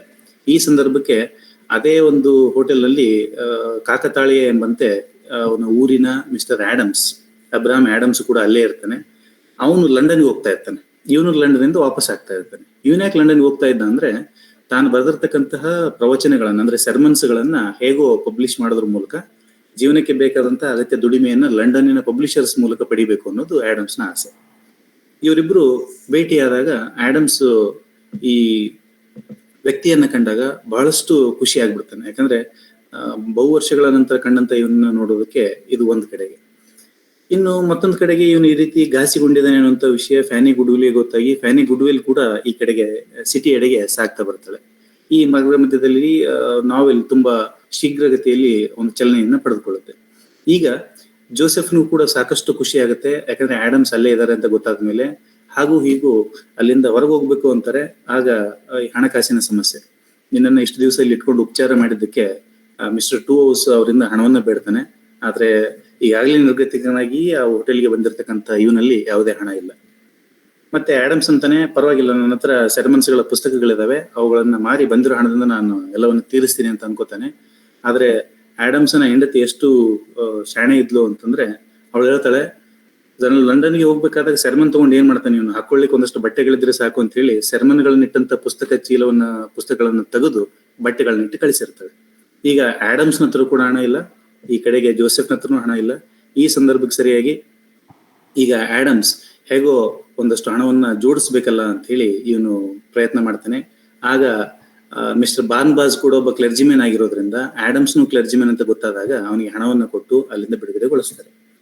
ಇದರಲ್ಲಿ ಅಡ್ವೆಂಚರ್ ಏನ್ ಬಂತು ಅಂದ್ರೆ, ಬೆಟ್ಟಿ ಅನ್ನುವಂತ ನಾನು ಯುವತಿಯ ಪ್ರಸ್ತಾಪವನ್ನು ಮಾಡಿದೆ. ಇವಳು ಕೂಡ ಜೋಸೆಫ್ನ ಆರೈಕೆಯೊಂದಿಗೆ ಅವನೊಂದಿಗೆ ಜೀವಿಸುವ ಕನಸುಗಳನ್ನ ಕಾಣ್ತಕ್ಕಂಥ ಸುಂದರ ಕನಸುಗಳನ್ನ ಕಟ್ಕೊಂಡಂತ ಈಕೆ ಅವನನ್ನು ಒರೆಸುವ ಪ್ರಯತ್ನವನ್ನು ಕೂಡ ಮಾಡ್ತಾಳೆ. ಆಗ ಜೋಸೆಫ್ನದು ಮತ್ತೆ ಅದೇ ಉತ್ತರ, ಈಗಾಗಲೇ ಲೇಡಿ ಬೂಬಿಗೂ ಅದೇ ಉತ್ತರ ಆಗಿದೆ, ಮುಂದೆ ಮಿಸಸ್ ಸ್ಲಿಪ್ಸ್ಲಾಪ್ಗೂ ಅದೇ ಉತ್ತರ ಕೊಟ್ಟಿದ್ದಾನೆ, ಈಗ ಬೆಟ್ಟಿಗೂ ಕೂಡ ಅದೇ ಉತ್ತರ ಕೊಟ್ಟಿದ್ದಾನೆ. ಇಷ್ಟು ಸಾಲದು ಅಂತ ನಿಜವಾದ ಸಮಸ್ಯೆಯನ್ನ ಅಲ್ಲಿ ಒಂದು ಕಾಮಿಕ್ ಆಗಿ ಒಂದು ಹಾಸ್ಯ ಪ್ರಜ್ಞೆಯ ಮೂಲಕ ಹೆನ್ರಿ ಫೀಲ್ಡಿಂಗ್ ಏನ್ ಮಾಡ್ತಾರೆ ಅಂದ್ರೆ, ಅಲ್ಲಿರ್ತಕ್ಕಂಥ ಮಿಸ್ಟರ್ ಟೋಸ್ನ ಜೊತೆಗೆ ಬೆಟ್ಟಿ ಪ್ರೇಮ ಸಲ್ಲಾಪವನ್ನು ಆಡೋದನ್ನ ಮಿಸಸ್ ಟೋಸ್ ಅವರು ರೆಡ್ ಹ್ಯಾಂಡ್ ಆಗಿ ಹಿಡಿತಾರೆ. ಆಗ ಮಿಸ್ಟರ್ ಟೋಸ್ ಅವನ ಪರಿಸ್ಥಿತಿಯನ್ನ ನೆನೆಸ್ಕೊಂಡ್ರೆ ಬಹುಶಃ ಓದುಗರಲ್ಲಿ ಸಾಕಷ್ಟು ನಗುವನ್ನ ನಾವಿಲ್ಲಿ ಕಾಣ್ಬಹುದು. ಆ ತರದ ಒಂದು ಪರಿಸ್ಥಿತಿಯನ್ನ ಅವರು ಹೆಣಿತಾರೆ. ಅಲ್ಲಿಂದ ಇನ್ನಿಂದ ಅಂದ್ರೆ ಆ ಹೋಟೆಲಿಂದ ಹೊರಗೆ ಬಂದಂತ ಆಡಮ್ಸ್ ಮುಂದೆ ಹಣವನ್ನ ಹುಡುಕ್ತಾ ಮತ್ತೆ ದಾರಿ ಹೋಕರಿಂದ ಒಂದ್ ಸ್ವಲ್ಪ ಹಣವನ್ನ ಪಡ್ಕೊಂಡಂತ ಈತ ಈ ಸೆರೆಮನಿಗಳೆಲ್ಲ ಮನೆಯಲ್ಲಿದ್ದಾವಂತ ಗೊತ್ತಾದ ಮೇಲೆ ಬಹುಶಃ ಲಂಡನ್ನಿನ ಎಡೆಗೆ ಸಾಗ್ತಾ ಇದ್ದಂತಹ ಆಡಮ್ಸ್ ಮತ್ತೆ ಹಳ್ಳಿ ಎಡೆಗೆ ಮುಖ ಮಾಡ್ತಾನೆ. ಈಗ ಅವರಿಬ್ಬರ ಕತೆ ಒಟ್ಟಿಗೆ ಆರಂಭ ಆಗುತ್ತೆ. ಇನ್ನು ಹಳ್ಳಿಗೆ ಬರಬೇಕಾದ ಬಹು ದೂರದ ದಾರಿಯನ್ನ ಕ್ರಮಿಸೋದಕ್ಕೆ, ಈ ಸಾರೋಟ್ನಲ್ಲಿ ಸಾಗೋದಕ್ಕೆ ಒಂದಷ್ಟು ಹಣವನ್ನ ಪಡೆಯುವಂತ ಕೆಲಸವನ್ನ ಆಡಮ್ಸ್ ಮಾಡಿ ದಾರಿ ಹೋಕರಿಂದ ಒಂದಷ್ಟು ಹಣವನ್ನ ಗಳಿಸ್ಕೊಂಡು ಮುಂದೆ ಚಾರೋಟಲ್ಲಿ ಸಾಗ್ಬೇಕಾದಾಗ ಅಲ್ಲಿ ಹೊಸ ಒಂದು ಫ್ಲಾಶ್ ಬ್ಯಾಕ್ ಸ್ಟೋರಿಗಳು ಆರಂಭ ಆಗ್ತವೆ. ಒಟ್ಟು ಈ ನಾವೆಲಲ್ಲಿ 3 ಇಂಟರ್ಪೋಲೇಟೆಡ್ ಸ್ಟೋರೀಸ್ಗಳು ಬರ್ತವೆ. ಅದರಲ್ಲಿ ಒಂದೇ ಸ್ಟೋರಿ ಯಾವ್ದಂದ್ರೆ ಲಿಯೋನಾರಾ ಅಂತ, ಸುಂದರವಾದ ಯುವತಿ, ಒಂದು ಕಡೆಗೆ ಹಣ ಇದೆ, ಒಂದು ಕಡೆಗೆ ಪ್ರೀತಿ ಇದೆ, ಯಾವ್ದನ್ನ ಆಯ್ಕೆ ಮಾಡ್ಕೊಳ್ಬೇಕು ಅಂತ ಗೊತ್ತಿಲ್ಲದ ಈಕೆ ಇಬ್ಬರನ್ನು ಕಳೆದುಕೊಳ್ಳುವಂತ ಒಂದು ಸಣ್ಣ ಕತೆ ಈ ಒಂದು ಲಿಯೋನಾರಾಳ ಕತೆ. ಹೀಗೆ ಆ ಕೋಚಲ್ಲಿ ಸಾಕ್ತಾ ಸಾಕ್ತಾ ಇವರು ಮುಂದೆ ಎಲ್ಲೋ ಒಂದ್ ಕಡೆಗೆ ಆಡಮ್ಸ್ ಆ ಕೋಚನ್ನ ಬಿಟ್ಟು ಇಳಿದಿರ್ತಾನೆ. ಇವನು ಒಂದ್ ಸ್ವಲ್ಪ ಅಬ್ಸೆಂಟ್ ಮೈಂಡೆಡ್, ಯಾಕಂದ್ರೆ ವಾಸ್ತವವಾಗಿ ದಾರ್ಶನಿಕರೆಲ್ಲರೂ ಹಾಗೇ ಇರ್ತಾರೆ, ಹೆಚ್ಚು ಕಡಿಮೆ ನೈಜ ಜೀವನದ ಘಟನೆಗಳಿಗಿಂತ ಅವರ ವಿಚಾರವಾದಗಳ ಹಿಂದೆ ಅವರು ಅತ್ಯಂತ ಹೆಚ್ಚಿಗೆ ಓಡ್ತಾ ಇರ್ತಾರೆ. ಹೀಗೆ ಈ ಆಡಮ್ಸ್ ಏನ್ ಮಾಡ್ತಾರೆ ಅಂದ್ರೆ ಅಲ್ಲಿಂದ ಮುಂದೆ ಹೊರಟ್ಬಿಡ್ತಾನೆ. ಅಷ್ಟೊತ್ತಿಗೆ ಅವನೊಬ್ಬ ಸ್ಪೋರ್ಟ್ಸ್ ಮನ್ ಸಿಗ್ತಾನೆ. ಆ ಮಧ್ಯದಲ್ಲಿ ಸ್ಪೋರ್ಟ್ಸ್ ಮನ್ ಏನ್ ಮಾಡ್ತಾನೆ, ಅವನು ಬೇಟೆಗಾರ. ಅವನು ತನ್ನ ಬೇಟೆಗಳ ಮಧ್ಯದಲ್ಲಿ ಗನ್ನನ್ನು ಹಿಡ್ಕೊಂಡು ಇವನ್ನ ಹೆದರಿಸೋ ಪ್ರಯತ್ನವನ್ನು ಮಾಡ್ತಾನೆ. ಈ ಸಂದರ್ಭಕ್ಕೆ ಆಡಮ್ಸ್ಗೆ ದೂರದಲ್ಲಿ ಒಂದು ಮಹಿಳೆಯ ಕೂಗು ಕೇಳಿ ಬರುತ್ತೆ. ಆ ಮಹಿಳೆಯ ಕೂಗನ್ನು ಕೇಳಿ ಬಂದಂತ ಈತ ಆ ಕಡೆಗೆ ಓಡ್ಬೇಕಾದಾಗ ಸ್ಪೋರ್ಟ್ಸ್ ಮನ್ ಗನ್ನಿದ್ದು ಕೂಡ ಅವನು ಯಾವುದೇ ಸಹಾಯವನ್ನು ಮಾಡದೆ ಅವನು ಹಾಗೆ ಹೋಗ್ತಾನೆ. ಅಲ್ಲಿಗೆ ಆಡಮ್ಸ್ ಹೋಗಿ ನೋಡಿದಾಗ ಅವನಿಗೆ ಅಲ್ಲಿದ್ದಂತಹ ಒಂದು ಕಳ್ಳಕಾಕರನ್ನ ಇವನು ಬಡಿದೆಬ್ಬಿಸುವ ರೀತಿಯಲ್ಲಿ ಅವನು ಹೋರಾಟವನ್ನು ಮಾಡ್ತಾನೆ. ಅದು ಬಹಳ ಕಾಮಿಕ್ ಆಗಿ ಅವರು ಚಿತ್ರಿಸ್ತಾರೆ. ಈ ಮಧ್ಯದಲ್ಲಿ ಏನಾಗುತ್ತಂದ್ರೆ ಆ ಕಳ್ಳರಿಗೆ ಗಂಭೀರವಾಗಿ ಗಾಯ ಆದಾಗ ಅವರು ಮೂರ್ಛೆ ಹೋಗಿ ಬೀಳ್ತಾರೆ. ಆಗ ಅಲ್ಲಿದ್ದಂತ ಮಹಿಳೆಯನ್ನ ಗುರುತಿಸಿದಂತ ಈತ ಬಹಳ ಖುಷಿ ಆಗುತ್ತೆ, ಯಾಕಂದ್ರೆ ಆ ಮಹಿಳೆ ಬೇರೆ ಯಾರು ಅಲ್ಲ, ಜೋಸೆಫ್ನ ಪ್ರೀತಿಮೆ ಆಗಿರ್ತಕ್ಕಂಥ ಫ್ಯಾನಿ ಗುಡ್ವಿಲ್. ಈಗ ಇವಳನ್ನ ಕರ್ಕೊಂಡು ಹೇಗಾದ್ರೂ ಮಾಡಿ ಜೋಸೆಫ್ನ ಹತ್ರ ಹೋಗ್ಬೇಕು ಅನ್ನೋಷ್ಟರಲ್ಲಿ ಅಲ್ಲಿನ ಲೋಕಲ್ ಅಲ್ಲಿ ಇರ್ತಕ್ಕಂಥ ಒಂದು ಪ್ರಾದೇಶಿಕ ಜನರು ಇವರನ್ನು ಕರ್ಕೊಂಡು ಜಡ್ಜ್ ಹತ್ರ ಹೋಗ್ತಾರೆ. ಯಾಕಂದ್ರೆ 8 ತಿಂದು ಮಲಗಿದಂತ ಕಳ್ಳರಿಬ್ರು ಎದ್ದ ಕೂಡಲೇ ಏನ್ ಹೇಳ್ತಾರೆ ಅಂದ್ರೆ, ಇಲ್ಲ ನಮ್ಮನ್ನ ಇವರು ಏನು ರಾಬರಿ ಮಾಡಿದ್ದಾರೆ, ನಮ್ಮನ್ನ ದೋಚಿದ್ದಾರೆ, ನಮ್ಮನ್ನ ಬಡ್ದಿದ್ದಾರೆ ಅಂತ ಇವ್ರ ಮೇಲೇನೆ ಮತ್ತೆ ಕೇಸನ್ನ ಮರಳಿಸೋದ್ರ ಮೂಲಕ ಇವ್ರನ್ನ ಸಂಕಷ್ಟಕ್ಕೆ ತಂದಿರ್ತಾರೆ. ಈ ಸಂದರ್ಭಕ್ಕೆ ಅಲ್ಲಿ ನ್ಯಾಯದಾನ ಹೇಗಿತ್ತು ಅಂತ ಹೇಳೋದಕ್ಕೆ, justice he was so negligent. ಅವನಿಗೆ ಈ ಸಾಮಾನ್ಯರ ಯಾವ ನೋವುಗಳು ಕೂಡ ಕಾಣ್ತಾ ಇರೋದೇ ಇಲ್ಲ, ಆ ರೀತಿಯಂತ ಬ್ಲೈಂಡ್ ಆಗಿರ್ತಕ್ಕಂಥ ಒಬ್ಬ ಜಡ್ಜ್ ನಮ್ಗೆ ಅಲ್ಲಿ ಸಿಗ್ತಾರೆ. ಅವರು ನೇರವಾಗಿ ಇವರಿಗೆ ಶಿಕ್ಷೆಯನ್ನು ವಿಧಿಸೋ ಮುಂಚೆ ಅಲ್ಲೊಬ್ರು ಯಾರೋ ಆಡಮ್ಸ್ ನನ್ನ ಗುರುತಿಸಿ ಹೇಳ್ತಾರೆ, ಇಲ್ಲ ಅವನು ತುಂಬಾ ಒಳ್ಳೆಯ ವ್ಯಕ್ತಿ ಅಂತ ಹೇಳಿದ್ಮೇಲೆ ಹಾಗೂ ಹೀಗೂ ಸಾವಿನ ದವಡೆಯಿಂದ ಪಾರಾದಂತಹ ಆಡಮ್ಸ್ ಮತ್ತು ಫ್ಯಾನಿ ಅಲ್ಲಿಂದ ನೇರವಾಗಿ ಜೋಸೆಫ್ ತಂಗಿದಂತ ಒಂದು ಹೋಟೆಲಿಗೆ ಬರ್ತಾರೆ. ಅಲ್ಲಿ ಬಂದ ಕೂಡಲೇ ಇಬ್ರು ಬಹಳ ಖುಷಿಯಿಂದ ಒಟ್ಟಾಗ್ತಾರೆ. ಈಗ ಅವರ ಮೊದಲನೇ ಕನಸು ಏನಂದ್ರೆ ಮದುವೆ ಆಗ್ಬೇಕು ಅಂತ. ಆ ಸಂದರ್ಭಕ್ಕೆ ಸರಿಯಾಗಿ ಜೋಸೆಫ್ಗೂ ಮತ್ತು ಅಲ್ಲಿರ್ತಕ್ಕಂಥ ಮಹಿಳೆ ಫ್ಯಾನಿ ಗುಡ್ವಿಲ್ಗೂ ಸೂಕ್ತ ಮಾರ್ಗದರ್ಶನ ನೀಡ್ತಕ್ಕಂಥವ್ನು ಯಾರು ಅಂದ್ರೆ ಅಬ್ರಾಹಂ ಆಡಮ್ಸ್. ಹೇಳ್ತಾನೆ, ಬೇಗ ಮದುವೆ ಆಗೋದ್ರಲ್ಲಿ ಏನಿದೆ, ಜೀವನವರೆಗೆ ಮುಂದೂಡೋದ್ರ ಜೊತೆಗೆ ಅವ್ರು ಹೋಗ್ತಾರೆ. ಈಗ ಸ್ವಲ್ಪ ಕಾಲದವರೆಗೂ ತಗ್ಗಿದ್ದಂತ ಅವ್ರಿಗೆ ಮತ್ತೆ ಅಲ್ಲಿಯೂ ಕೂಡ ಹಣದ ಸಮಸ್ಯೆ ಎದುರಾಗುತ್ತೆ. ಅಲ್ಲಿ ಹತ್ತಿರದಲ್ಲಿದ್ದಂತಹ ಮತ್ತೊಬ್ಬ ಪ್ಯಾರ್ಸನ್, ಟ್ರಲಿಬರ್ ಅನ್ನುವಂತ ಮತ್ತೊಬ್ಬ ಪ್ಯಾರ್ಸನ್ ಹತ್ರ ಆಡಮ್ಸ್ ಹೋಗ್ತಾರೆ. ನಾನು ಈ ರೀತಿಯಾಗಿ ಪುಸ್ತಕಗಳನ್ನ ಪಬ್ಲಿಷ್ ಮಾಡುವಂತ ವಿಚಾರದಲ್ಲಿದ್ದೀನಿ, ನನಗೊಂದು ಸ್ವಲ್ಪ ಹಣದ ಅಗತ್ಯ ಇದೆ, ಕೊಡಿ ಅಂತ ಕೇಳಿದಾಗ ಅವನು ಹೇಳ್ತಾನೆ, ಆತ್ಮಗಳ ಜೊತೆ ವ್ಯವಹರಿಸಬೇಕಾದಂತಹ ಒಬ್ಬ ಚರ್ಚಿನ ಅಧಿಕಾರಿ ಹಂದಿಗಳ ಜೊತೆಗೆ ಅತ್ಯಂತ ಹೆಚ್ಚಿನ ಸಮಯವನ್ನು ಕಳೀತಾ ಇರ್ತಾನೆ. ಅಂತಹ ಒಬ್ಬ ವ್ಯಕ್ತಿ ಅವನು ಟ್ರಲಿಬರ್. ಹಾಗಾಗಿ ಅಲ್ಲಿಯೂ ಕೂಡ ಅವನಿಗೆ ಹಣ ಸಿಗೋದಿಲ್ಲ. ಮತ್ತೆ ದಾರಿಯಲ್ಲಿ ಹೋಗ್ತಕ್ಕಂಥ ಸಾಮಾನ್ಯ ದಾರಿ ಹೋಗ ವ್ಯಾಪಾರಿಯೊಬ್ಬ ಆಡಮ್ಸ್ನಿಗೆ ಹಣವನ್ನು ನೀಡ್ತಾನೆ. ಒಬ್ಬ ಸಣ್ಣವರಲ್ಲಿನ ದೊಡ್ಡತನ ಅಂತ ನಾನು ಯಾಕೆ ಹೇಳಿದ್ರೆ ಇದೇ ಕಾರಣಕ್ಕೆ. ದಾರಿ ಹೋಗ ಅವನು ಸಣ್ಣ ವ್ಯಾಪಾರ, ಅದರಲ್ಲಿಯೂ ಸಹಾಯವನ್ನು ತನ್ನ ಹತ್ರ ಇದ್ದಂತ ಕೊನೆಯ ಹಣವನ್ನು ಕೂಡ ಆಡಮ್ಸ್ಗೆ ನೀಡುವಂತ ಕೆಲಸ ಇವ್ನು ಮಾಡ್ತಾನೆ. ಇನ್ನು ಅಲ್ಲಿಂದ 3 ಜನ ಒಟ್ಟಿಗೆ ತಮ್ಮ ದಾರಿಯನ್ನ ಸಾಗಿಸ್ತಾರೆ. ಈ ದಾರಿಯನ್ನ ಸಾಗಿಸೋದಾಗ ಅಲ್ಲಿ ಮತ್ತೊಂದು ಸಮಸ್ಯೆ ಇವರಿಗೆ ಎದುರಾಗುತ್ತೆ. ಯಾಕಂದ್ರೆ ಇವರು ಮುಂದೆ ಒಬ್ಬ ಸ್ಕ್ವೈರ್ ಅಂತಕ್ಕಂಥವನ್ನ ಭೇಟಿ ಆಗ್ತಾರೆ. ಇವನು ಹೋಗಿ ಬರುವಂತ ಎಲ್ಲಾ ದಾರಿ ಹೋಕರನ್ನ ಒಂದು ಸುಳಿಯಲ್ಲಿ ಸಿಲುಕಿಸೋದು, ಪ್ರಾಮಿಸ್ ಅನ್ನ ಮಾಡೋದು, ಅವರಿಂದ ವಸೂಲಿ ಮಾಡುವಂತ ಕೆಲಸ ಇವನ್ ಮಾಡ್ತಾ ಇರ್ತಾನೆ. ಇವನ್ ವಿಷಯ ತಿಳಿದಂತ ಇವರು ರಾತ್ರೋರಾತ್ರಿ ಅಲ್ಲಿಂದ 3 ಜನ ಕಾಲ್ ಕೀಳ್ತಾರೆ. ರಾತ್ರಿ ಮಧ್ಯದಲ್ಲಿ ಅಲ್ಲಿ ಕುರಿಗಳನ್ನ ಕಳ್ತನ ಮಾಡ್ತಕ್ಕಂಥವ್ರು ಅದೆಷ್ಟೋ ಜನ ಒಂದು ವಿಚಾರವನ್ನು ಮಾಡ್ತಾ ಬರ್ತಾ ಇರ್ತಾರೆ. ಇನ್ನು ಅವ್ರ ಕೈ ಸಿಕ್ಕರೆ ಇವ್ರ ಕತೆ ಮುಗಿದೋಗುತ್ತೆ ಅಂತ ಹೇಳಿ ಮತ್ತೆ ಅಲ್ಲಿಂದ ಇವ್ರು ಓಡೋಗ್ತಾರೆ. ಮಾರ್ಗ ಮಧ್ಯದಲ್ಲಿ ಮತ್ತೊಬ್ಬ ವಿಲ್ಸನ್ ಅನ್ನುವಂತ ಕ್ಯಾರೆಕ್ಟರ್ ಅಲ್ಲಿ ಬರುತ್ತೆ. ಈ ವಿಲ್ಸನ್ ಜೊತೆಗೆ ಅವರು ಸೇರ್ಕೊಂಡು ರಾತ್ರಿನ ಅಲ್ಲೇ ಕಳೀತಾರೆ. ಆಗ ವಿಲ್ಸನ್ ತನ್ನ ಜೀವನದ ಒಂದು ವೃತ್ತಾಂತವನ್ನ ಬೆಚ್ಚಿ ಹೇಳ್ತಾನೆ. ಇವನೊಬ್ಬ ರೇಕ್ ಪ್ರೋಗ್ರೆಸ್ ಅಂತ ಕರೀತಾರೆ. ಬಹಳಷ್ಟು ಚಿಂದಿ ಜೀವನವನ್ನ ಸಾಗಿಸಿರ್ತಕ್ಕಂತಹ, ಕೆಳಮಟ್ಟದ ಜೀವನವನ್ನು ಸಾಗಿಸ್ತಕ್ಕಂಥ ಇವನು ಮುಂದೆ ಮದುವೆ ಆಗೋದ್ರ ಮೂಲಕ ತನ್ನ ಜೀವನ ಸುಧಾರಿಸ್ಕೊಳ್ತಾನೆ. ಒಂದು ಮಗುವಿಗೆ ಜನ್ಮವನ್ನು ಕೊಡ್ತಾರೆ. ಆದ್ರೆ ದುರದೃಷ್ಟವಶಾತ್ ಆ ಮಗುವನ್ನ ಜಿಪ್ಸಿಗಳು ಏನ್ ಮಾಡ್ತಾರೆ ಅಂದ್ರೆ ಕಿಡ್ನಾಪ್ ಮಾಡ್ಕೊಂಡು ಹೋಗಿರ್ತಾರೆ. ಈ ಕಥೆಯನ್ನ ಕೇಳಿ ಬಹಳಷ್ಟು ನೊಂದ್ಕೊಂಡಂತ ಈ 3 ಜನ ವಿಲ್ಸನ್ ಬಗೆಗೆ ಬಹಳಷ್ಟು ಕರುಣಾಭಾವವನ್ನ ಅಲ್ಲಿ ಸೂಚಿಸ್ತಾರೆ. ಹೀಗೆ ಒಂದಾದ ನಂತರ ಒಂದು ಸಮಸ್ಯೆಗಳನ್ನ ದಾಟ್ಕೊಂಡಂತ ಇವರು ವಿಲ್ಸನ್ನ ಜೀವನ ಚರಿತ್ರೆಯನ್ನ ಕಂಡುಕೊಂಡು ಮುಂದೆ ರಾತ್ರಿ ಅಲ್ಲೇ ತಗ್ಗಿ ಬೆಳಗ್ಗೆ ಅಲ್ಲಿಂದ ಹೊರಡುವಂತ ವಿಚಾರವನ್ನ ಇವ್ರು ಮಾಡ್ತಾರೆ. ಬೆಳಗ್ಗೆ ಮತ್ತೊಮ್ಮೆ ಅಲ್ಲಿಂದ ಹೊರಟ ಮೇಲೆ ಬೇರೆ ಕಡೆಗೆ ಒಂದಷ್ಟು ವಿಶ್ರಾಂತಿ ತೆಗೆದುಕೊಳ್ಳೋ ಸಂದರ್ಭದಲ್ಲಿ ಒಂದಷ್ಟು ನಾಯಿಗಳ ಗುಂಪು ಅವ್ರನ್ನ ಅಟ್ಯಾಕ್ ಮಾಡುತ್ತೆ. ಅದರಿಂದ ತಪ್ಪಿಸಿಕೊಳ್ಳುವ ಸಲುವಾಗಿ ನಾಯಿಗೆ ಜೋರಾಗಿ ಹೊಡಿತಾರೆ. ಆ ನಾಯಿಗಳ ಮಾಲೀಕ ಬಂದು ನಾಯಿಗೆ ಏಟಾದದ್ದನ್ನ ದೊಡ್ಡದಾಗಿ ಹೇಳ್ತಾನೆ. ಆದ್ರೆ ಮನುಷ್ಯನ ಮೇಲೆ ನಾಯಿಗಳು ಅಟ್ಯಾಕ್ ಆಗಿದ್ದನ್ನ ಅವನೇನು ಮಾತಾಡೋದಿಲ್ಲ. ಈ ಸಂದರ್ಭದಲ್ಲಿ ಶ್ರೀಮಂತರ ನಾಯಿಗೂ ಮತ್ತು ಬಡ ವ್ಯಕ್ತಿಗಳಿಗೂ ಇರುವಂತಹ ಒಂದು ಭಿನ್ನಭಾವ ಹೇಗಿತ್ತು ಶ್ರೀಮಂತರಲ್ಲಿ ಅನ್ನೋದನ್ನ ಇಲ್ಲಿ ಹೆನ್ರಿ ಫೀಲ್ಡಿಂಗ್ ಅವರು ಬಹಳಷ್ಟು ಮಾರ್ಮಿಕರಾಗಿ ಕೊಡ್ತಾರೆ. ಹಾಗಾಗಿ ಅವನು ನಾಯಿಯ ಮಾಲೀಕನಲ್ಲ, ಹಂಟರ್ ಆಫ್ ಮೆನ್ ಅಂತ ಕೂಡ ಅವರಿಗೆ ಕರೀತಾರೆ. ಈ ಸಂದರ್ಭಕ್ಕೆ ಅವನ ತಲೆಯಲ್ಲಿ ಏನು ವಿಚಾರ ಓಡ್ತದೆ ಅಂದ್ರೆ, ಹಾಗೂ ಹೀಗೂ ಫ್ಯಾನಿ ಸುಂದರ ಯುವತಿ ಇದ್ದಾಳೆ, ಅವಳನ್ನ ಕರೆಯೋದ್ರ ಮೂಲಕ ಅವಳನ್ನ ತನ್ನ ಕೈವಶ ಮಾಡ್ಕೋಬೇಕಂತ ಒಬ್ಬ ವ್ಯಕ್ತಿ ಆಡಮ್ಸ್ ನನ್ನ ಮತ್ತೆ ಜೋಸೆಫ್ ನನ್ನ ತಮ್ಮ ಮನೆಗೆ ಕರ್ಕೊಂಡು ಹೋಗ್ತಾನೆ. ಅಲ್ಲಿ ಬಹಳಷ್ಟು ಊಟದ ಜೊತೆಗೆ ವಿಷಯಗಳನ್ನ ನೀಡ್ತಾ ಹೇಗಾದ್ರೂ ಈ ಒಂದು ಹುಡುಗಿಯನ್ನ ತನ್ನ ಕೈವಶ ಮಾಡ್ಕೊಳ್ಳೋ ಸಲುವಾಗಿ ಆಡಮ್ಸ್ ಮತ್ತು ಜೋಸೆಫ್ನ ಕೈಕಾಲನ್ನ ಕಟ್ಟಿಸಿ ಈ ಹುಡುಗಿಯನ್ನ ಕಿಡ್ನಾಪ್ ಮಾಡಿಸ್ತಾನೆ. ಈಗ ಅದೇ ಮಾರ್ಗ ಮಧ್ಯದಲ್ಲಿ ಲೇಡಿ ಬೂಬಿ ಅಂದ್ರೆ ಹಳ್ಳಿಯಿಂದ ಬರ್ತಕ್ಕಂತಹ ಲೇಡಿ ಬೂಬಿಯ ಸರ್ವೆಂಟ್ಸ್ ಅದೇ ದಾರಿಯಲ್ಲಿ ಸಾಕ್ತಾ ಇರ್ತಾರೆ. ಆಗ ಪೀಟರ್ ಪೌನ್ಸ್ ಮತ್ತೆ ಆ ದಾರಿಯಲ್ಲಿ ಸಾಕ್ತಿರ್ಬೇಕಾದಾಗ ತಮ್ಮ ಹಳ್ಳಿಯ ಹುಡುಗಿಯಾಗಿರ್ತಕ್ಕಂತಹ ಈ ಒಂದು ಫ್ಯಾನಿಯ ಬಗೆಗೆ ಅವರು ಗುರುತನ್ನು ಹಚ್ಚೋದ್ರ ಮೂಲಕ ಅವಳನ್ನ ರಕ್ಷಣೆ ಮಾಡ್ತಾರೆ. ರಕ್ಷಣೆ ಮಾಡಿ ಮತ್ತೊಮ್ಮೆ ಹೋಟೆಲ್ಗೆ ಕರ್ಕೊಂಡು ಬಂದಾಗ ಅಲ್ಲಿನ ಆಡಮ್ಸ್ ಮತ್ತು ಜೋಸೆಫರ ಪರಿಸ್ಥಿತಿಯನ್ನು ಕಂಡು ಬಹಳಷ್ಟು ದಿಗ್ಭ್ರಾಂತರಾಗ್ತಾರೆ. ಹೀಗೆ ಮತ್ತೊಮ್ಮೆ ಜೀವನವನ್ನ ದವಡೆಗಳಿಂದ ಈ ಒಂದು ಸಾವಿನ ದವಡೆಯಿಂದ ತಪ್ಪಿಸಿಕೊಂಡಂತ ಇವರು ಅಲ್ಲಿಂದ ಮತ್ತೆ ಮುಂದೆ ಸಾಕ್ತಾರೆ. ಹೀಗೆ ಘಟನಾವಳಿಗಳ ನಂತರದಲ್ಲಿ ಸಮಸ್ಯೆಗಳ ಪರಿಹಾರ ಆಗೋದೇ ಇಲ್ಲ, ಹೀಗೆ ಸಾಗ್ತಾ ಹೋಗುತ್ತೆ. ಮುಂದೆ ಅವರು ನೇರವಾಗಿ ಪೀಟರ್ ಪೌನ್ಸ್ ಜೊತೆಗೆ ಹಳ್ಳಿಗೆ ಬರ್ತಾರೆ. ಆಡಮ್ಸ್ ಅವರು ಹೇಳ್ತಾರೆ, ಇನ್ನು ಮದುವೆ ಮಾಡಿಬಿಡೋಣ ಇವ್ರದ್ದು ಅಂತೇಳಿ ಅನೌನ್ಸ್ ಮಾಡ್ತಾರೆ. ಈಗ ಅಲ್ಲಿದ್ದಂತ ಹಳೆಯ ಅನುರಾಗಿಯಾಗಿರ್ತಕ್ಕಂಥ ಲೇಡಿ ಬೂಬಿ ಈ ಮದುವೆಗೆ ಒಪ್ಪಕ್ಕೆ ಬಿಲ್ಕುಲ್ ತಯಾರಿಲ್ಲ ಅವಳು. ಯಾಕಂದ್ರೆ ಕಣ್ಣೆದುರಿಗೆ ತನ್ನ ಪ್ರಿಯತಮನ ಮದುವೆ ಆಗೋದನ್ನ ಅವಳು ಸಹಿಸೋದಕ್ಕೆ ತಯಾರಿಲ್ಲ. ಹೀಗಾಗಿ ಅವಳು ಏನ್ ಮಾಡ್ತಾಳೆ ಅಂದ್ರೆ ಒಂದು ಆಕ್ಷೇಪಣೆಯನ್ನು ಸಲ್ಲಿಸ್ತಾಳೆ. ಏನು ಅಂದ್ರೆ ಸಾಮಾನ್ಯ ವರ್ಗದವರು ಮದುವೆಯಾದಾಗ ಭಿಕ್ಷುಕರನ್ನಲ್ಲದೆ ಮತ್ತಾರನ್ನು ಕೂಡ ಅವ್ರು ಸೃಷ್ಟಿ ಮಾಡಲಾರರು, ಹಾಗಾಗಿ ಅವ್ರಿಗೆ ಮದುವೆ ಮಾಡೋದ್ ಬೇಡ ಅಂತ ಅವಳು. ಹೀಗಾಗಿ ಒಬ್ಬ ಲಾಯರ್ನನ್ನು ಕೂಡ ನೇಮಿಸ್ತಾಳೆ. ಅವನ ಹೆಸರು ಸ್ಕೌಟ್ ಅಂತ. ಅವನು ಎಷ್ಟೋ ರೀತಿಯಾಗಿ ಆಡಮ್ಸ್ ನನ್ನ ಪರಿಪರಿಯಾಗಿ ಅವನು ಹೇಳಿದ್ರು ಕೂಡ ಅಲ್ಲಿ ಸಾಧ್ಯವಾಗೋದಿಲ್ಲ. ಕೊನೆಗೆ ಮದುವೆ ಫಿಕ್ಸ್ ಆಗುತ್ತೆ. ಈ ಸಂದರ್ಭಕ್ಕೆ ಲೇಡಿ ಬೂಬಿಯ ಪ್ಲಾನ್ಗಳಲ್ಲಿ ಮುಗಿಯೋದಿಲ್ಲ. ಇನ್ನು ನಿಜವಾದ ಖಳನಾಯಕಿಯ ಪಾತ್ರವನ್ನ ಲೇಡಿ ಬೂಬಿ ಪಡ್ಕೋತಾಳೆ.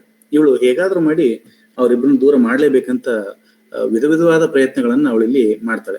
ಆ ವಿಧವಾದ ಪ್ರಯತ್ನಗಳು ಯಾವುವು ಅಂದ್ರೆ, ಲೇಡಿ ಬೂಬಿ ಈಗಾಗಲೇ ಒಬ್ಬ ಬಿಯುನನ್ನ ಅಪಾಯಿಂಟ್ ಮಾಡ್ಕೋತಾಳೆ, ಡಿಡ್ಯಾಪರ್ ಅಂತ ಹೇಳಿ.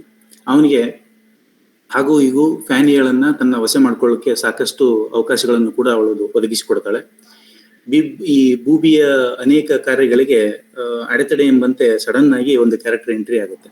ಇದು ಯಾರಂದ್ರೆ ಸ್ಯಾಮ್ಯುಯಲ್ ರಿಚರ್ಡ್ಸನ್ ಪಮೇಲಾಳ ಗಂಡ. ಅವನು ಜೋಸೆಫ್ ಅಂತ, ಜೋಸೆಫ್ನ ಸಿಸ್ಟರ್ ಆಗಿರ್ತಕ್ಕಂಥ ಪಮೇಲಾಳ ಗಂಡ. ಅವನು ಮಿಸ್ಟರ್ ಬೂಬಿ. ಅಲ್ಲಿದ್ದಂತ ಮಿಸ್ಟರ್ ಬಿ ಬಹುಶಃ ಇವನೇ ಆಗಿರ್ಬೋದೇನೋ ಅಂತ ನಾವಿಲ್ಲಿ ಊಹಿಸ್ಬೇಕು. ಈಗ ಮಿಸ್ಟರ್ ಬೂಬಿ ಇಲ್ಲಿ ಬಂದಾದ್ಮೇಲೆ ಅಲ್ಲಿ ಸಮಸ್ಯೆಯ ಸುಳಿಯಲ್ಲಿರ್ತಕ್ಕಂಥ ಜೋಸೆಫ್ನನ್ನ ಕಂಡು ಅವನ ಸಂತೈಸುವ ಕೆಲಸವನ್ನು ಮಾಡೋದ್ರ ಜೊತೆಗೆ ಮರುದಿನದಲ್ಲಿ ಮದುವೆಯನ್ನ ಮುಂದುವರಿಸುವ ವಿಚಾರವನ್ನು ಅವನಿಗೆ ಆಶ್ವಾಸನೆಯನ್ನು ಕೊಟ್ಟು ಕೂರ್ತಾರೆ. ಈಗ ರಾತ್ರಿ ಹೊತ್ತಲ್ಲಿ ಇವಳು ಹೈರ್ ಮಾಡಿರ್ತಕ್ಕಂಥ ಬಿಯು ಡಿಡ್ಯಾಪರ್ ಏನ್ ಮಾಡ್ತಾನೆ ಅಂದ್ರೆ, ಅಲ್ಲಿ ಹೇಗಾದ್ರೂ ಮಾಡಿ ಫ್ಯಾನಿಗಳನ್ನ ವಶಪಡಿಸಿಕೊಳ್ಳೋ ಸಲುವಾಗಿ ಅವಳ ರೂಮಿಗೆ ನುಗ್ಗಿಸುವಂತ ಕಾರ್ಯವನ್ನ ಬೂಬಿ ವಿಚಾರದಲ್ಲಿ ಇರ್ತಾಳೆ. ಈ ಸಂದರ್ಭಕ್ಕೆ ಜೋಸೆಫ್ ಮತ್ತು ಫ್ಯಾನಿ ಅವರು ಆಡಮ್ಸ್ನ ಮನೆಯಲ್ಲಿ ಉಳಿದುಕೊಂಡಿದ್ರಿಂದಾಗಿ ಅಲ್ಲಿಗೆ ನೇರವಾಗಿ ಮತ್ತೊಂದು ಘಾತಕ ವಿಷಯ ಬರುತ್ತೆ. ಅದೇನಂದ್ರೆ, ಈಗಾಗಲೇ ಫಾದ್ರಿ ಆಗಿರ್ತಕ್ಕಂಥ ಆಡಮ್ಸ್ನ ಮಗ ಡಿಕ್ ಅಂತಕ್ಕಂಥ ನೀರಲ್ಲಿ ಮುಳುಗಿ ಸತ್ತೋಗ್ಬಿಟ್ಟಿದ್ದಾನೆ ಅಂತ ಶೋಕ ವಾರ್ತೆಯನ್ನು ಕೂಡ ಅಲ್ಲಿಗೆ ಬರುತ್ತೆ. ಈ ಮಧ್ಯದಲ್ಲಿ ಮದುವೆ ತಯಾರಿದ್ದಂತ ಇವರಿಗೆ ಮತ್ತೊಂದು ಶಾಕ್. ಈಗ ಮಗ ಸತ್ತೋದ ಅಂತ ದುಃಖದಲ್ಲಿದ್ದಂತ ಇವನಿಗೆ ಅಲ್ಲಿ ತಂದೆಯ ಒಂದು ವಾತ್ಸಲ್ಯಮಯವಾದ ಶಬ್ದಗಳು ಸಾಕಷ್ಟು ಅಲ್ಲಿ ಕಂಡು ಬರ್ತವೆ. ವಾತ್ಸಲ್ಯ ಎಷ್ಟು ಮುಖ್ಯ ಅನ್ನೋದಕ್ಕೆ. ಆಗ ಮತ್ತೊಮ್ಮೆ ಈಗಾಗಲೇ ಒಂದು ಸಾರಿ ಇವರನ್ನ ಸಮಸ್ಯೆಯಿಂದ ಪಾರು ಮಾಡಿರ್ತಕ್ಕಂಥ ಪೆಡ್ಲರ್ ಮತ್ತೊಮ್ಮೆ ಅಲ್ಲಿಗೆ ಓಡ್ ಬರ್ತಾನೆ. ಅವನ ಜೊತೆಗೆ ಮಗನು ಕೂಡ ಅಲ್ಲಿಗೆ ಬರ್ತಾನೆ. ಆಗ ಗೊತ್ತಾಗತ್ತೆ, ಇಲ್ಲ ಮಗು ನೀರಲ್ಲಿ ಬಿದ್ದಿದ್ದೇನೋ ನಿಜ, ಆದ್ರೆ ಅದರ ಸಂರಕ್ಷಣೆ ಈ ಪೆಡ್ಲರೇ ಮಾಡಿ ಅಲ್ಲಿ ಕರ್ಕೊಂಡು ಬಂದಿರ್ತಾನೆ. ಕರ್ಕೊಂಡ್ ಬಂದಾಗ ಮತ್ತೆ ಆಯ್ತು, ಸಮಸ್ಯೆ ಬರೋಷ್ಟರಲ್ಲಿ ಅದು ಪರಿಹಾರ ಆಯ್ತು ಅಂತ ಅವ್ರು ಕೂಡೋಷ್ಟರಲ್ಲಿ ಈಗ ಬೂಬಿ ತನ್ನ ಪ್ಲಾನ್ ಅನ್ನ ಎಕ್ಸಿಕ್ಯೂಟ್ ಮಾಡುವಂತ ಸಮಯ. ಈಗ ಅವಳು ಜೋಸೆಫ್ ಮತ್ತು ಫ್ಯಾನಿಯ ಮಧ್ಯದಲ್ಲಿ ಈ ಡಿಡ್ಯಾಪರ್ ಅನ್ನ ಕಳಿಸ್ತಾಳೆ. ಈಗ ಜೋಸೆಫ್ ಇಲ್ಲದ ಸಮಯವನ್ನು ನೋಡುವಂತ ಡಿಡ್ಯಾಪರ್ ಅವಳ ರೂಮ್ಗೆ ನುಗ್ತಾನೆ.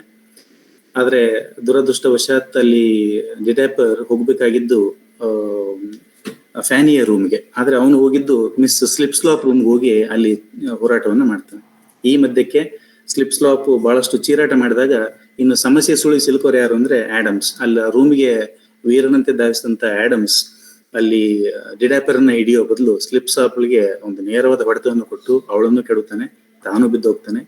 ಈ ಸಂದರ್ಭಕ್ಕೆ ಬಂದಂತ ಲೇಡಿ ಬೂಬಿ ಬೆಡ್ ಅಲ್ಲಿ ಇರ್ತಕ್ಕಂಥ ಸ್ಲಿಪ್ಸ್ಲಾಪ್ ಮತ್ತೆ ಆಡಮ್ಸ್ ನೋಡಿ ಸಾಕಷ್ಟು ಗೊಂದಲದ ವಾತಾವರಣ ಕ್ರಿಯೇಟ್ ಆಗುತ್ತೆ. ಬೂಬಿಯಿಂದ ತಪ್ಪಿಸ್ಕೊಳ್ಳೋ ಸಲುವಾಗಿ ಅಲ್ಲಿಂದ ಮತ್ತೆ ಆಡಮ್ಸ್ ಏನ್ ಮಾಡ್ತಾನೆ, ಆ ರೂಮಿಂದ ಓಡೋಗ್ತಾನೆ. ತನ್ನ ರೂಮಿಗೆ ಹೋಗುವಂತ ಆಡಮ್ಸ್ ಒಂದು ಗಾಬರಿಯೊಳಗೆ ಮತ್ತೆ ಈಗ ಓದದ್ದು ಯಾರ ರೂಮಿಗೆ, ಫ್ಯಾನಿ ರೂಮಿಗೆ. ಈಗ ಅಲ್ಲಿಗೆ ನೇರವಾಗಿ ಜೋಸೆಫ್ ಬರ್ತಾನೆ. ಅದನ್ನ ಕಂಡು ಜೋಸೆಫ್ನ ಎದೆ ಒಡೆದೋದಂಗಾಗುತ್ತೆ, ತನ್ನ ಪ್ರಿಯತಮೆ ಮತ್ತೊಬ್ಬನ ಜೊತೆಗಿರೋದನ್ನ ಕಂಡು. ಬಟ್ ಆಡಮ್ಸ್ ಆ ರೀತಿಯಾದಂತ ವ್ಯಕ್ತಿ ಅಲ್ಲ ಅಂತ ಬೇಗನೆ ನಿರ್ಧಾರ ತೆಗೆದುಕೊಳ್ತಕ್ಕಂಥ ಜೋಸೆಫ್ ಅಲ್ಲಿ ಇದು ಕೇವಲ ಒಂದು ರಾಂಗ್ ಟರ್ನ್ ಅಂತ ಅದನ್ನ ಪ್ರತಿಪಾದಿಸ್ತಾನೆ. ಅಲ್ಲಿಗೆ ಅವ್ರ ಸಮಸ್ಯೆ ಮುಗೀತು ಅನ್ನೋಷ್ಟರಲ್ಲಿ ಈ ಕಡೆಗೆ ಬಿಯು ಡಿಡ್ಯಾಪರ್ ಮತ್ತೆ ಏನ್ ಮಾಡ್ತಾನೆ ಅಂದ್ರೆ, ಈಗ ಮುಂದುವರೆದಂತೆ ಸ್ಲಿಪ್ಸ್ಲಾಪ್ಗಳ ಸಹಾಯದಿಂದಾಗಿ ಮತ್ತೊಮ್ಮೆ ಅವಳನ್ನ ಅಟ್ಯಾಕ್ ಮಾಡುವಂತ ಕೆಲಸವನ್ನ ಮಾಡ್ತಾನೆ. ಆದ್ರೆ ಇದು ಕೂಡ ಫೇಲ್ಯೂರ್ ಆಗಿ ಹೋಗುತ್ತೆ. ಇನ್ನು ಮುಂದೆ ಉಳಿದಿರೋದೇನು ಅಂದ್ರೆ, ಇನ್ನೇನಾದ್ರೂ ಬೇರೆ ರೀತಿಯ ಗೇಮ್ಗಳನ್ನ ಆಡ್ಬೇಕಂತ ಹೇಳ್ಬೇಕಾದಾಗ ಅಲ್ಲಿ ಬಂದಂತ ಪೆಡ್ಲರ್ ಏನ್ ಹೇಳ್ತಾನಂದ್ರೆ, ಸ್ವಲ್ಪ ದಿನಗಳ ಹಿಂದೆ ವಿಲ್ಸನ್ ಅಂತಕ್ಕಂಥವನ ಮಗ ಕಾಣೆಯಾಗಿದ್ದ. ಅವನ ಎದೆ ಮೇಲೆ ಒಂದು ಸ್ಟ್ರಾಬೆರಿ ಮಾರ್ಕ್ ಇದೆ, ಅಂದ್ರೆ ಒಂದು ರಕ್ತವರ್ಣದ ಕಲೆ ಇತ್ತು, ಅವನಾಗಿದ್ದಾನೆ. ಹಾಗಾಗಿ ನನಗೇನ್ ಅನ್ಸುತ್ತೆ, ಈ ಫ್ಯಾನಿ ಗುಡ್ವಿಲ್ ಮತ್ತು Joseph misters and Mrs Andrew ಇವರ ಮಗ ಆಗಿರೋದ್ರಿಂದ ಇಬ್ರು ಸಹೋದರ ಸಹೋದರಿ ಆಗ್ಬೇಕು ಅಂತ ಅವನು ಊಹೆ ಪಡ್ತಾನೆ. ಈಗ ಲೇಡಿ ಬೂಬಿಗೆ ಎಲ್ಲಿಲ್ಲದ ಆನಂದ, ಯಾಕಂದ್ರೆ ಇಬ್ರು ಇನ್ನೇನು ಒಂದಾಗ ಸಾಧ್ಯ ಇಲ್ಲ ಅನ್ನುವಂತ ಮನೋಭಾವನೆ ಅವನು ತಾಳ್ತಾನೆ. ಈಗ ಅದೇ ಸಂದರ್ಭಕ್ಕೆ ಅಲ್ಲಿಗೆ ವಿಲ್ಸನ್ ಕೂಡ ಬರ್ತಾರೆ, ಕಾಕತಾಳಿ ಎಂಬಂತ ಅವನು ಕೂಡ ಬರ್ತಾನೆ. ಬಂದಾಗ ಅವ್ರು ಹೇಳ್ತಾರೆ, ಹೌದು ಫ್ಯಾನಿ ನನ್ನ ಮಗಳೇ ನಿಜ, ಆದ್ರೆ ಫ್ಯಾನಿಗಳನ್ನ ಕದ್ಕೊಂಡು ಹೋದ್ಮೇಲೆ ಅವಳ ಜಾಗದಲ್ಲಿ ಸಾಕುವ ಸಲುವಾಗಿ ನಾನು ಒಂದು ಮಗನನ್ನು ತಂದಿದ್ದೆ, ಚಾಂಜ್ಲಿಂಗ್ ಅಂತೇಳಿ. ಆ ಮಗು ಬೇರೆ ಯಾರೆಲ್ಲ, ಒಂದು ಜೋಸೆಫ್. ಆದ್ರೆ ನೈಜವಾಗಿ ಹೇಳೋದಾದ್ರೆ ಆಂಡ್ರ್ಯೂಸ್ನ ಮಗ ಜೋಸೆಫ್ ಅಲ್ಲ. ಆಂಡ್ರ್ಯೂಸ್ ಯಾರ ಮಗ ಅಂದ್ರೆ ನನ್ನ ಮಗ ಅಂತ ವಿಲ್ಸನ್ ಫ್ಯಾಮಿಲಿ ಸೇರಿದನ್ನು ತಕೊಂಡ್ಮೇಲೆ ಒಂದ್ ಕಡೆಗೆ ಆಂಡ್ರ್ಯೂಸ್ ಫ್ಯಾಮಿಲಿ, ಒಂದ್ ಕಡೆಗೆ ವಿಲ್ಸನ್ ಫ್ಯಾಮಿಲಿ, ಈ ಇಬ್ಬರ ಮಧ್ಯದಲ್ಲಿ ಮತ್ತೆ ಮದುವೆ ಏರ್ಪಟ್ಟದನ್ನ ಕಂಡಂತ ಲೇಡಿ ಬೂಬಿ ಬಹಳಷ್ಟು ಹೃದಯ ದುಃಖಿತಳಾಗಿ, ಇನ್ನು ಇಲ್ಲಿ ನನ್ನ ಯಾವುದೇ ಕೆಲಸಗಳಿಲ್ಲ ಅಂತ ಅವಳು ಅಲ್ಲಿಂದ ಹೊರಡೋಕೆ ತಯಾರು ಮಾಡ್ತಾಳೆ. ಈಗ ಮುಂದೆ ಅವರಿಬ್ಬರ ಮಧ್ಯದಲ್ಲಿ ಮತ್ತೊಮ್ಮೆ ಅನುರಾಗದ ಒಂದು ಸ್ವರೂಪವಾಗಿ ಇಬ್ಬರ ಮದುವೆ ಕೊನೆಯಲ್ಲಿ ಏರ್ಪಾಟಾಗುತ್ತೆ. ಈಗ ಪೆಡ್ಲಾರ್, ವಿಲ್ಸನ್ ಮತ್ತೆ ಪಮೇಲಾ, ಅಲ್ಲಿರ್ತಕ್ಕಂಥ ಮಿಸ್ಟರ್ ಬಿ, ಜೋಸೆಫ್, ಇವರೆಲ್ಲರೂ ಒಂದು ಕಡೆಗೆ ಸೇರ್ಕೊಳ್ತಾರೆ. ಅಲ್ಲಿಗೆ ಈ ಒಂದು ನಾವೆಲ್ ಏನಾಗುತ್ತೆ ಅಂದ್ರೆ ಒಂದು ಸುಖಾಂತ್ಯವನ್ನ ಕಾಣುತ್ತೆ. ಇದು ಸಾಮಾನ್ಯರ ಜೀವನ ಚರಿತ್ರೆ ಆಗಿರೋದ್ರಿಂದ ಇಲ್ಲಿ ನಮಗೆ ಯಾವುದೇ ಹಿರಾಯಿಕ್ ಸ್ಟೋರಿಗಳನ್ನ ಕಾಣುವಂಥದ್ದಾಗ್ಲಿ ಅಥವಾ ಸಾಮಾನ್ಯನ ಜೀವನದಲ್ಲಿ ಇಲ್ಲದೆ ಇರುವಂತಹ ಕಲ್ಪನಾತ್ಮಕ ಕಥೆಗಳನ್ನ ಇಲ್ಲಿ ನಾವು ನೋಡೋದಾಗ್ಲಿ ನಮ್ಗೆ ಇಲ್ಲಿ ಕಾಣಸಿಗೋದಿಲ್ಲ. ನೈಜ ಜೀವನ ಏನು ಅದನ್ನ ಮಾತ್ರ ಅವ್ರು ಕಟ್ಟಿಕೊಡುವಂತ ಕೆಲಸವನ್ನ ಮಾಡ್ತಾರೆ. ಹೀಗೆ ಈ ಕಾದಂಬರಿಯ ಉದ್ದಕ್ಕೂ ಕೂಡ ಹೆನ್ರಿ ಫೀಲ್ಡಿಂಗ್ ಅವರು ಸಾಮಾನ್ಯನೊಟ್ಟಿಗೆ ನಿಲ್ಲುವಂತ ಅವರ ಪ್ರಯತ್ನ ಬಹಳಷ್ಟು ಶ್ಲಾಘನೀಯ. ಹೀಗಾಗಿ ಬಹುಮುಖ್ಯವಾಗಿ ನಾವು ನೋಡೋದಾದ್ರೆ ಹೆನ್ರಿ ಫೀಲ್ಡಿಂಗ್ ಅವ್ರನ್ನ ಸಾಮಾನ್ಯರ ಸಾಹಿತಿ ಅಂತ ಕರೆದ್ರೆ ತಪ್ಪಾಗ್ಲಿಕ್ಕಿಲ್ಲ. ಯಾಕಂದ್ರೆ ಅಲ್ಲಿರ್ತಕ್ಕಂಥ ಆ ತಲ್ಲಣಗಳೇನು, ಮತ್ತೆ ಹಣದ ಅವಶ್ಯಕತೆ ಎಷ್ಟಿತ್ತು, ಆದಾಗ್ಯೂ ಕೂಡ ಅವರು ತಮ್ಮ ಸ್ವಂತತೆಯನ್ನು ಕಳೆದುಕೊಳ್ಳಿಲ್ಲ ಯಾರು ಕೂಡ. ಓಕೆ, ತಮ್ಮ ಸ್ವಂತತೆಯನ್ನ ಕಳ್ಕೊಳ್ಳೋದ್ರ ಜೊತೆಗೆ ಮಾನವ ಸ್ವಭಾವಗಳು ಎಷ್ಟು ಮುಖ್ಯ, ಗುಣಗಳು ಎಷ್ಟು ಮುಖ್ಯ ಅಂತ ಹೇಳಿ ಅವರಲ್ಲಿ ರಚಿಸ್ತಾರೆ. ಹೀಗಾಗಿ ನಾನು ಪದೇ ಪದೇ ಇದನ್ನು ರಿಪೀಟ್ ಮಾಡ್ತಾ ಇದ್ದೇನೆ ಅಂತ ಅನಿಸಿದ್ರು ಕೂಡ, ನೋಡ್ಲಿಕ್ಕೆ ದೊಡ್ಡವರಾಗಿ ಕೊಂಡ್ರು ಕೂಡ ಅವರಲ್ಲಿರ್ತಕ್ಕಂಥ ಸಣ್ಣ ಗುಣಗಳೇನು, ಮತ್ತೆ ನೋಡ್ಲಿಕ್ಕೆ ಸಾಮಾನ್ಯನಾಗಿ ಕಂಡು ಕೂಡ ಅವರಲ್ಲಿರ್ತಕ್ಕಂಥ ಅಸಾಮಾನ್ಯವಾದಂತಹ ಒಂದು ಮಾನವೀಯ ಮೌಲ್ಯಗಳು ಏನು ಅನ್ನೋದನ್ನ ಇಲ್ಲಿ ಸೂಚಿಸ್ತಾರೆ. ಯಾಕಂದ್ರೆ 18ನೇ ಶತಮಾನದಲ್ಲಿ ಕಾಣೆಯಾಗಿದ್ದು ಪ್ರಕೃತಿ ಅಲ್ಲ, ಮಾನವ ಪ್ರಕೃತಿಯೂ ಕಾಣೆಯಾಗಿತ್ತು. ಯಾಕಂದ್ರೆ ಮನುಷ್ಯ ಮೊದಲು ಮಾನವನಾಗ್ಬೇಕು ಅನ್ನುವಂತ ಪರಿಕಲ್ಪನೆಯಲ್ಲಿ ಕಾಣೆಯಾಗಿದ್ರಿಂದಾಗಿ ಅಲ್ಲಿ ಬಹುಶಃ ಮಾನವೀಯತೆಯ ಬಗೆಗೆ ಹೇಳುವಂತಹ ಒಂದು ಸಾಹಿತ್ಯ ಪ್ರಕಾರ ಬಹಳಷ್ಟು ನೀಡಲಿತ್ತು ಅಂತ ನನ್ನ ಅಭಿಪ್ರಾಯ. ಹೀಗೆ ನನಗೆ ಅರ್ಥವಾದಷ್ಟು ವಿಷಯಗಳನ್ನ ತಮ್ಮೊಂದಿಗೆ ಹಂಚಿಕೊಳ್ಳಿಕ್ಕೆ ವೇದಿಕೆಯನ್ನು ಕಲ್ಪಿಸಿರ್ತಕ್ಕಂತಹ ಧಾರವಾಡ ಮತ್ತು ನನ್ನ ವಿದ್ಯಾಗುರುಗಳಾಗಿರ್ತಕ್ಕಂಥ ಪ್ರೊಫೆಸರ್ ಬಸವರಾಜ್ ಡೋಣೂರ್ ಸರ್ ಅವರಿಗೆ ನನ್ನ ಹೃದಯ ಸ್ಪರ್ಶಿ ನಮಸ್ಕಾರಗಳೊಂದಿಗೆ ಇಷ್ಟೊತ್ತು ನನ್ನನ್ನು ಆಲಿಸಿದ್ದಕ್ಕಾಗಿ ತಮ್ಮೆಲ್ಲರಿಗೂ ನನ್ನ ಪ್ರೀತಿಪೂರ್ವಕ ನಮಸ್ಕಾರಗಳನ್ನು ಅರ್ಪಿಸ್ತಾ ಇದ್ದೀನಿ. ಇಲ್ಲಿಗೆ ನನ್ನ ಮಾತುಗಳನ್ನ ಮುಗಿಸ್ತಾ ಇದ್ದೀನಿ. ಧನ್ಯವಾದಗಳು. ಧನ್ಯವಾದಗಳು ಸರ್. ಅಧ್ಯಕ್ಷೀಯ ನುಡಿಗಳ ನಂತರ ಚರ್ಚೆಯಲ್ಲಿ ನಿಮ್ಮ ಮಾತು ಮುಂದುವರಿಯುತ್ತದೆ. ಸಾಹಿತ್ಯಾಸಕ್ತರೇ, ನಾಳೆ ಅಂದರೆ ದಿನಾಂಕ 23/2/2025 ರವಿವಾರದಂದು ಮಹಾಂತಪ್ಪ ನಂದೂರ್ ಅವರ ಅರಿವೇ ಪ್ರಮಾಣು ಕೃತಿಯ ಕುರಿತು ಒಂದು ಸಂವಾದ ಕಾರ್ಯಕ್ರಮವನ್ನು ಧಾರವಾಡ ಹಮ್ಮಿಕೊಂಡಿದೆ. ಡಾಕ್ಟರ್ ಕಲ್ಯಾಣರಾವ್ ಜಿ ಪಾಟೀಲ್, ವಿಶ್ರಾಂತ ಪ್ರಾಧ್ಯಾಪಕರು, ಕಲಬುರಗಿಯವರು ಈ ಕೃತಿಯ ಕುರಿತು ಮಾತನಾಡಲಿದ್ದಾರೆ. ಇದು ತಮ್ಮ ಮಾಹಿತಿಗಾಗಿ. ಈಗ ಅಧ್ಯಕ್ಷೀಯ ನುಡಿಗಳು ಪ್ರೊಫೆಸರ್ ಬಸವರಾಜ್ ಡೋಣೂರ್, ಮಾನ್ಯ ನಿರ್ದೇಶಕರು, ಅಧ್ಯಯನಾಂಗ, ಕರ್ನಾಟಕ ಕೇಂದ್ರೀಯ ವಿಶ್ವವಿದ್ಯಾಲಯ ಕಲಬುರಗಿ. Sir please. ಎಲ್ಲರಿಗೂ ನಮಸ್ಕಾರಗಳು. ಶಿವರಾಜ್, ನನ್ನ ಧ್ವನಿ ಕಳಿಸ್ತಲ್ಲ? ಹಾ ಸರ್. ಧಾರವಾಡ ಕಟ್ಟೆಯ ಎಲ್ಲ ಸಂಗಾತಿಗಳೇ, ಸ್ನೇಹಿತರೆ, ಹಿರಿಯರೇ, ಸಾಹಿತ್ಯಾಸಕ್ತರೇ, ಎಲ್ಲರಿಗೂ ನಮಸ್ಕಾರ.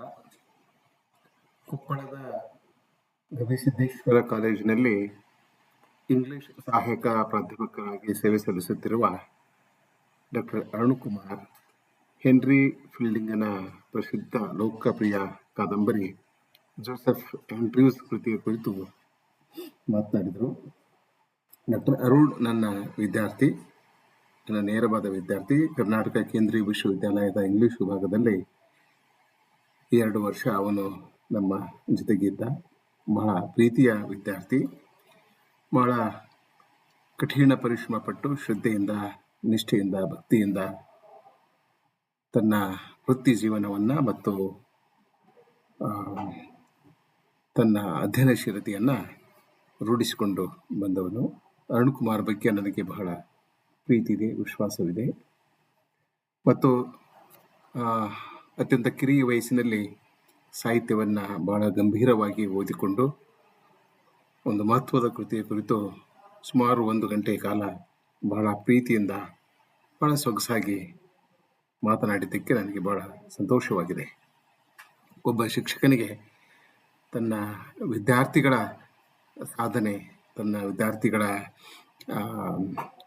ವ್ಯಕ್ತಿತ್ವದ ಬೆಳವಣಿಗೆಯನ್ನು ಕಂಡು ಹರ್ಷ ಆಗ್ತದೆ, ಸಂತೋಷ ಆಗ್ತದೆ.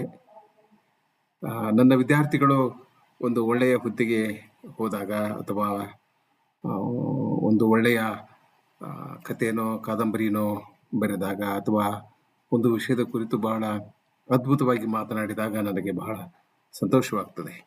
ನನ್ನ ಮಗನ ಸಾಧನೆ ಕಂಡು ನಾನು ಎಷ್ಟು ಹೆಮ್ಮೆ ಪಡಬಹುದೋ ಅಷ್ಟು ಹೆಮ್ಮೆಯನ್ನು ನಾನು ನನ್ನ ವಿದ್ಯಾರ್ಥಿಗಳ ಸಾಧನೆಯನ್ನು, ಅವರ ಬೆಳವಣಿಗೆಯನ್ನು, ಅವರ ವಿದ್ವತ್ವನ್ನು ಕಂಡು ಸಂತೋಷವನ್ನು ಪಡುತ್ತೇನೆ. ಅರುಣ್ ನನಗೆ ಬಹಳ ತುಂಬ ಚೆನ್ನಾಗಿ ಗೊತ್ತು. ವಿಭಾಗದಿಂದ ಹೊರಗೆ ಹೋದ್ಮೇಲೆ ಆತ ನನ್ನೊಂದಿಗೆ ನಿರಂತರವಾದ ಸಂಪರ್ಕವನ್ನು ಇಟ್ಟುಕೊಂಡಿದ್ದಾನೆ. 2 ವಾರಗಳ ಹಿಂದೆ ನಾನು ಕೊಪ್ಪಳಕ್ಕೆ ಹೋಗಿದ್ದೆ. ಒಂದು ಅರ್ಧ ದಿನ ಅವನು ನನ್ನ ಜೊತೆಗೆ ಇರಲಿ. ಈಗ ಅರುಣ್ ಆಡಿದ ಮಾತುಗಳನ್ನು ನಾನು ಪುನರಾವರ್ತನೆ ಮಾಡೋದಿಲ್ಲ ಮತ್ತು ಈ ಕಾದಂಬರಿಯ ವಸ್ತುವಿನ ಕುರಿತು, ಅದರ ಶಿಲ್ಪದ ಕುರಿತು ನಾನು ಹೆಚ್ಚು ಮಾತನಾಡುವುದಿಲ್ಲ. ಕೆಲವು ಮಾತುಗಳನ್ನು ಈ ಸಂದರ್ಭದಲ್ಲಿ ನಾನು ಆಡಲಿಕ್ಕೆ ಇಷ್ಟಪಡ್ತೇನೆ. ಅದಕ್ಕಿಂತಲೂ ಮೊದಲು ನಾನು ಮತ್ತೆ ಅರುಣ್ ಅಭಿನಂದನೆಗಳನ್ನು ಧಾರವಾಡಕಟ್ಟೆಯ ಪರವಾಗಿ ಸಲ್ಲಿಸ್ತೇನೆ. ಏಕೆಂದರೆ ಬಹಳ ಶಿಸ್ತುಬದ್ಧವಾಗಿ, ಬಹಳ ತಾಳ್ಮೆಯಿಂದ ಆತ ಮಾತನಾಡಿದ. ಉಪನ್ಯಾಸ ಶೈಲಿ ಹೃದಯವಾಗಿತ್ತು. ಸರಳವಾದ ನಿರೂಪಣೆ, ಆದರೆ ದಟ್ಟವಾದ ನಿರೂಪಣೆ ಮತ್ತು ಸ್ಪಷ್ಟವಾದ ನಿರೂಪಣೆ. ಒಬ್ಬ ಉಪನ್ಯಾಸಕನಲ್ಲಿ ಅಗತ್ಯವಾಗಿರಬೇಕಾದ ಮಹತ್ವದ ಗುಣಗಳು ಇವೆಲ್ಲ. ಅಂದರೆ ಒಂದು ವಿಷಯದ ಕುರಿತು ಸರಳವಾಗಿ ನಿರೂಪಿಸಬೇಕು, ದಟ್ಟವಾಗಿ ನಿರೂಪಿಸಬೇಕು. ಅಂದರೆ ಅದರ ಎಲ್ಲ ವಿವರಗಳನ್ನು ನಮಗೆ ತಿಳಿಸಿಕೊಡಬೇಕು ಮತ್ತು ಸ್ಪಷ್ಟವಾಗಿ ನಿರೂಪಣೆ ಮಾಡಬೇಕು. ಈ ಜೋಸೆಫ್ ಆಂಡ್ರ್ಯೂಸ್ ಕಾದಂಬರಿ ಬರೆದ ಹೆನ್ರಿ ಫೀಲ್ಡಿಂಗ್ನಲ್ಲೂ ಈ ಎಲ್ಲ ಸಂಗತಿಗಳು. ಅವನ ಈ ಕಾದಂಬರಿ ಓದಿದರೆ ನಮಗೆ ಈ ಮಾತಿನ ಅರ್ಥವಾಗ್ತದೆ. ಬಹಳ ಸರಳವಾದ ಶೈಲಿ, ಬಹಳ ಹೃದಯವಾಗಿದೆ. ಸರಳವಾದ ನಿರೂಪಣೆ, ಅದರ ದಟ್ಟವಾದ ನಿರೂಪಣೆ.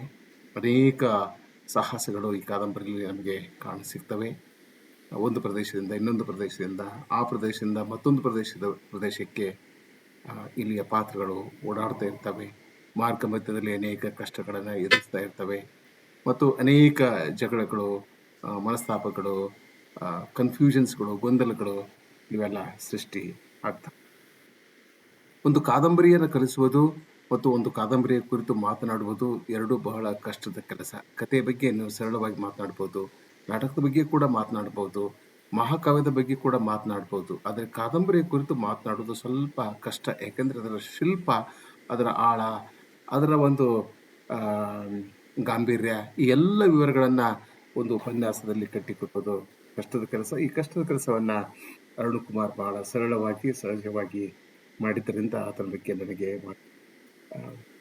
ಹೆಮ್ಮೆ ಎನಿಸಿತು. ಇದು ಒಂದು ಮಾತು. ಎರಡನೇ ಮಾತು, ಒಂದು ಕಾದಂಬರಿಯ ಪ್ರತಿಯೊಂದು ಪಾತ್ರಕ್ಕೆ, ಒಂದು ಕಾದಂಬರಿಯ ಪ್ರತಿಯೊಂದು ಪಾತ್ರ ತನ್ನದೇ ಆದ ಕಥೆಯನ್ನು ಹೊಂದಿರ್ತದೆ. ಅಂದರೆ every character in a novel has its own story. ಇದರಲ್ಲಿ ನೋಡಿ, ಆ್ಯಡಮ್ ಒಂದು ಕತೆ ಹೇಳ್ತಾನೆ, ಜೋಸೆಫ್ ಒಂದು ಕತೆ ಹೇಳ್ತಾನೆ, ಫ್ಯಾನಿ ಒಂದು ಕತೆ ಹೇಳ್ತಾಳೆ. ಸಣ್ಣ ಪುಟ್ಟ ಪಾತ್ರಗಳು ಕೂಡ ತಮ್ಮ ಕಥೆಗಳನ್ನು ಹೇಳ್ತಾ ಹೋಗ್ತವೆ. ಅದರ ಜೊತೆಗೆ ಕಾದಂಬರಿ ಕೂಡ ಒಂದು ಕಥೆಯನ್ನು ಹೇಳ್ತಿರ್ತದೆ. ಅಂದರೆ ಕಾದಂಬರಿ ಒಂದು ಕತೆ ಹೇಳ್ತದೆ, ನಿರೂಪಕ ಒಂದು ಕತೆ ಹೇಳ್ತಾನೆ, ಪಾತ್ರಗಳು ತಮ್ಮ ಕಥೆಗಳನ್ನು ಹೇಳ್ತವೆ. ಈ ಎಲ್ಲ ಕಥೆಗಳ ಮಧ್ಯೆ ಒಂದು ಸಾಮರಸ್ಯ ಇರಬೇಕಾಗ್ತದೆ. ಇಲ್ಲದಿದ್ದರೆ ಅಲ್ಲಿ ಗೊಂದಲ ಸೃಷ್ಟಿಯಾಗ್ತದೆ, ಶಿಲ್ಪದಲ್ಲಿ ಗೊಂದಲ ಸೃಷ್ಟಿಯಾಗ್ತದೆ. ಸೊ ಇದಲ್ಲದೆ ಕಾದಂಬರಿಗೆ ತನ್ನದೇ ಆದ ಉಗಮ ಇರ್ತದೆ, ರೂಪ ಇರ್ತದೆ, ಚೈತನ್ಯ ಇರ್ತದೆ ಮತ್ತು ತನ್ನದೇ ಆದ ಅರ್ಥವನ್ನು ಹೊಂದಿರ್ತದೆ. ಈ ಎಲ್ಲ ಸಂಗತಿಗಳನ್ನು ನಾವು ಈ ಕಾದಂಬರಿಯಲ್ಲಿ ಕಾಣಬಹುದು.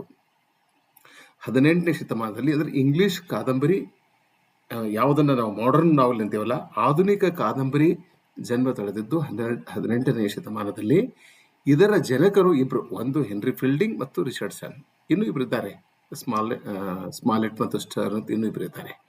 ಆದರೆ ಇಂಗ್ಲಿಷ್ ಜಗತ್ತಿಗೆ ಅಥವಾ ಬ್ರಿಟಿಷರಿಗೆ ಆಧುನಿಕ ಕಾದಂಬರಿಯನ್ನ ನೀಡಿದ ಶ್ರೇಯಸ್ಸು ಸಲ್ಲುವುದು ಇಬ್ಬರು ಕಾದಂಬರಿಕಾರರಿಗೆ, ಒಂದು ಹೆನ್ರಿ ಫೀಲ್ಡಿಂಗ್, ಮತ್ತೊಂದು ರಿಚರ್ಡ್ಸನ್. ಸೊ ಅವರಿಬ್ಬರ ಕಾರಣಕ್ಕಾಗಿ ಹೊಸ ಕಾದಂಬರಿ ಸೃಷ್ಟಿಯಾಯಿತು.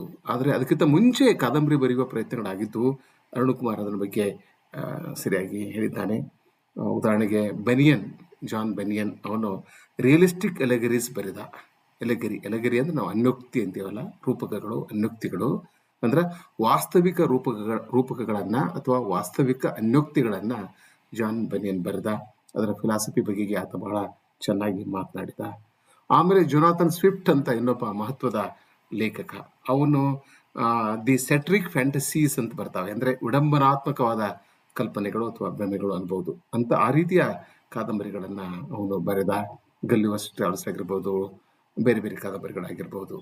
ಡೆಫೋ ಏನ್ ಮಾಡಿದ ಅಂದ್ರೆ ಫಿಕ್ಷನಲ್ ಬಯೋಗ್ರಫೀಸ್ ಬರೆದ, ಅವನು ಕಾಲ್ಪನಿಕ ಜೀವನ ಚರಿತ್ರೆಗಳು ಅವನ್ನೆಲ್ಲ ಬರೆದ. ಆದರೆ ಇಂಗ್ಲಿಷ್ ಕಾದಂಬರಿ ಒಂದು ಕಲಾ ಪ್ರಕಾರವಾಗಿ ಬೆಳೆದು ಬಂದದ್ದು ಹೆನ್ರಿ ಫೀಲ್ಡಿಂಗ್ನ ಆಗಮನದಿಂದ.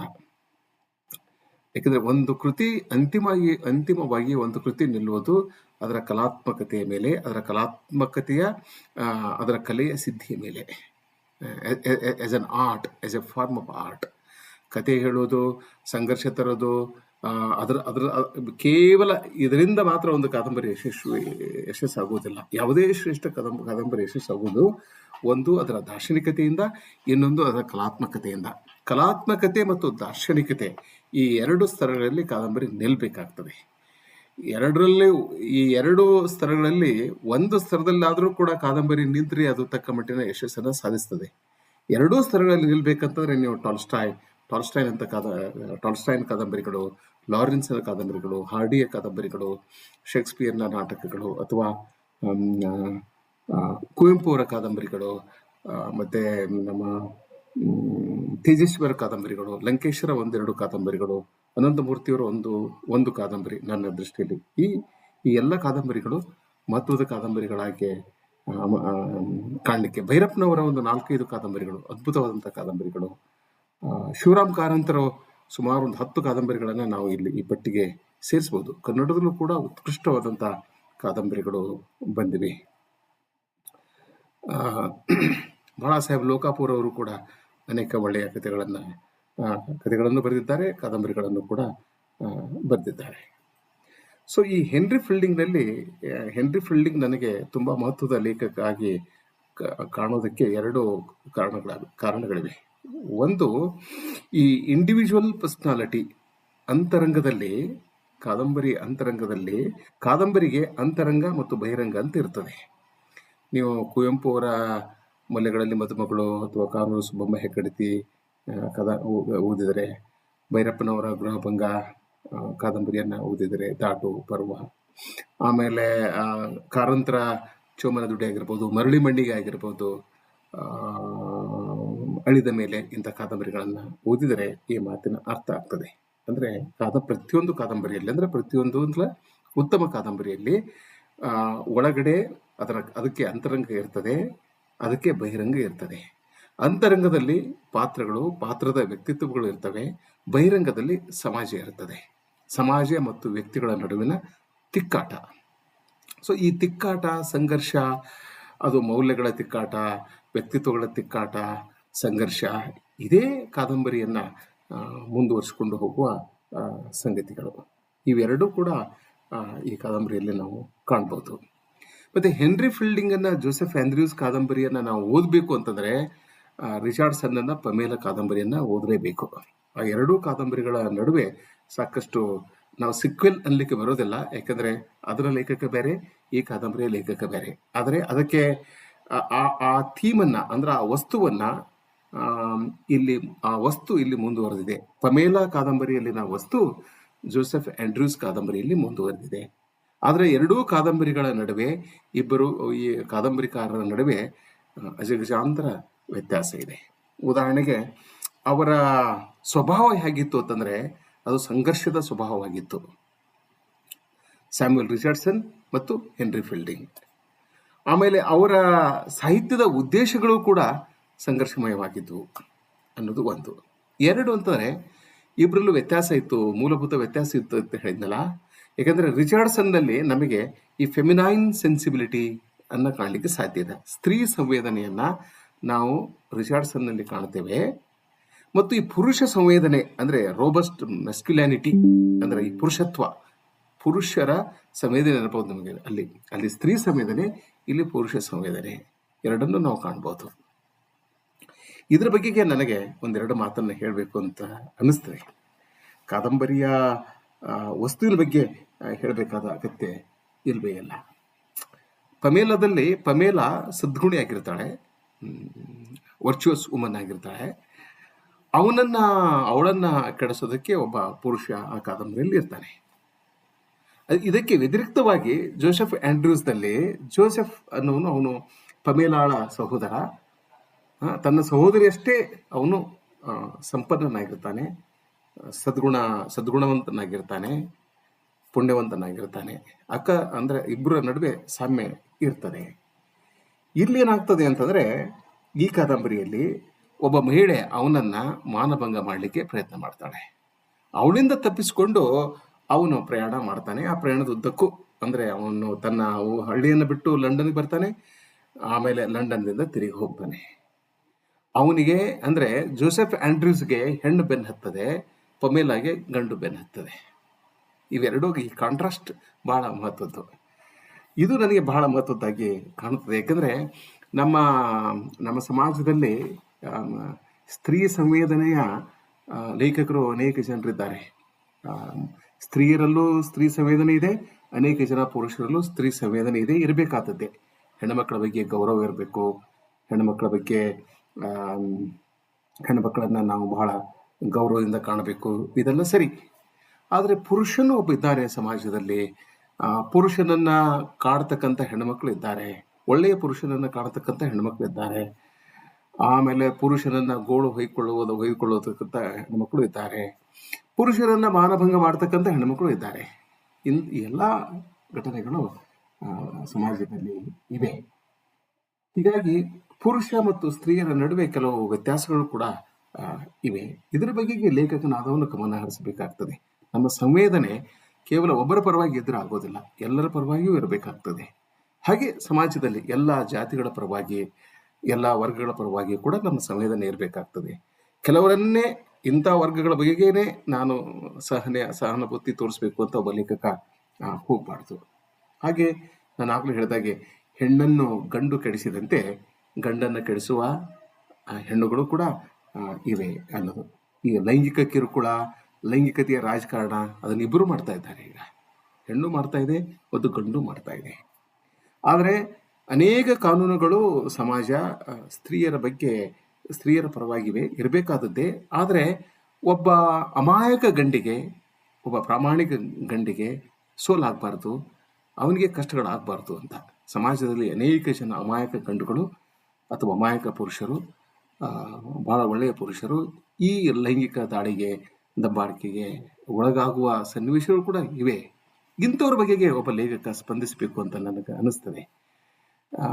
ಯಾಕೆಂದರೆ ಈಗ ಸ್ತ್ರೀ ಹಾಗೆ ಪುರುಷ ಕಿರ್ಚಾಡೋದಿಲ್ಲ, ಚೀರಾಡೋದಿಲ್ಲ, ಅಥವಾ ಸಾರ್ವಜನಿಕವಾಗಿ ತನ್ನ ನೋವನ್ನು ದುಃಖನ್ನು ಹೇಳ್ಕೊಳ್ಳೋದಿಲ್ಲ, ಹೀಗೆ ಅವಮಾನ ಆಯಿತು ಅಂತ ಹೇಳ್ಕೊಳ್ಳೋದಿಲ್ಲ. ಆದರೆ ಸ್ತ್ರೀ ಸಹಜವಾಗಿ ಹೇಳ್ಬಿಡ್ತಾಳೆ. ಅದನ್ನು ಎಲ್ಲ ಗೌರವದೊಂದಿಗೆ ನಾನು ಈ ಮಾತುಗಳನ್ನು ಮಾಡ್ತಾ ಇದ್ದೇನೆ. ಏಕೆಂದರೆ ಸಮಾಜದಲ್ಲಿ ಸ್ತ್ರೀ ಪುರುಷರು ಪರಸ್ಪರ ಅರ್ಥ ಮಾಡಿಕೊಂಡು ಸಹಜೀವನ, ಸಾಮರಸ್ಯದ ಜೀವನ ನಡೆಸಬೇಕಾದಾಗ ಇಬ್ಬರ ನಡುವೆ ಸಾಕಷ್ಟು ಇಬ್ಬರ ನಡುವಿನ ಅಂತರ ಕಡಿಮೆ ಆಗಬೇಕಾಗ್ತದೆ. ಹಾಗಾಗಿ ಪ್ರೀತಿಸಿದವನ ಅಥವಾ ಪ್ರೀತಿಸಿದವಳ ಹತ್ಯೆಗೆ, ಚಾರಿತ್ರ್ಯವರಿಗೆ ಪ್ರಯತ್ನಿಸುವ ಪುರುಷರು ಇದ್ದಾರೆ, ಸ್ತ್ರೀಯರು ಇದ್ದಾರೆ. ಸೊ ಹೀಗಾಗಿ ನಾವು ಈ ಎರಡು ಕಾದಂಬರಿಗಳನ್ನು ಓದಿಕೊಂಡ್ರೆ ನಮ್ಮಲ್ಲಿ ಒಂದು ಸ್ತ್ರೀ ಪುರುಷರ ಬಗೆಗೆ ಒಂದು ಸಮಚಿತ್ತ ಮೂಡ್ತದೆ, ಸಮಭಾವನೆ ಮೂಡ್ತದೆ ಮತ್ತು ಇಬ್ಬರ ನಡುವಿನ ವ್ಯತ್ಯಾಸ ಕೂಡ ನಾವು ಅರ್ಥ ಮಾಡಿಕೊಳ್ಬೋದು. ಎಷ್ಟು ಮಾತುಗಳು ಈ ಸಂದರ್ಭದಲ್ಲಿ ಸಾಕು ಅಂತ ಅನಿಸ್ತದೆ. ನೀವು ಮತ್ತೆ ಅರುಣ್ ಕುಮಾರ್ರೊಂದಿಗೆ ಚರ್ಚೆಯನ್ನು ಸಂವಾದವನ್ನು ಮಾಡ್ಬೋದು. ನಾಳೆ ಮಹಾಂತ ನಂದೂರ್ ಅವರು ನಮ್ಮ ಹಿರಿಯ ಸ್ನೇಹಿತರು, ಅವರ ಒಂದು ಮಹತ್ವದ ಕೃತಿಯ ಕುರಿತು ಸಂವಾದ ಕಾರ್ಯಕ್ರಮ ಧಾರವಾಡಕಟ್ಟೆಯ ಮೇಲೆ ನಾಳೆ 6 ಗಂಟೆಗೆ ಜರುಗಲಿದೆ. ಕಲ್ಯಾಣರಾವ್ ಪಾಟೀಲ್ ಅವರು ಅವರ ಕವನ ಸಂಕಲನದ ಕುರಿತು, ಅವರ ಕಾವ್ಯದ ಕುರಿತು ಮಾತನಾಡಲಿದ್ದಾರೆ. ದಯವಿಟ್ಟು ಕಟ್ಟಿಗೆ ಬನ್ನಿ, ಈ ಎಲ್ಲ ಮಾತುಗಳನ್ನು ಕೇಳಿಸಿಕೊಳ್ಳಿ. ಎಲ್ಲರಿಗೂ ಶುಭವಾಗಲಿ. ನಮಸ್ಕಾರ. ಧನ್ಯವಾದಗಳು ಸರ್.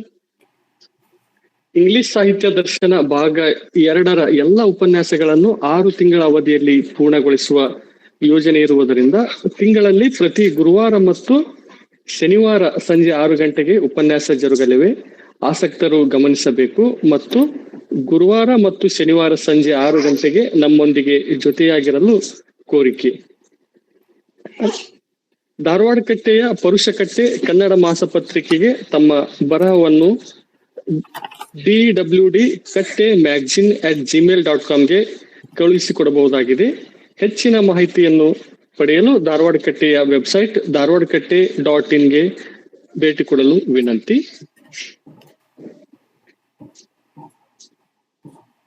ಈಗ ಚರ್ಚೆಗೆ ಅವಕಾಶವಿರಲಿದೆ. ತಮ್ಮ ಪ್ರಶ್ನೆಗಳೇನಾದರೂ ಇದ್ದರೆ ತಮ್ಮ ಆಡಿಯೋ ಅನ್ಮ್ಯೂಟ್ ಮಾಡಿಕೊಂಡು ನೇರವಾಗಿ ಮಾತನಾಡಲು ಕೋರಿಕೆ. ಸರ್ ನಮಸ್ಕಾರ ಸರ್, ನನ್ನ ಹೆಸರು ಕಲಂದರ್ ಅಂತ.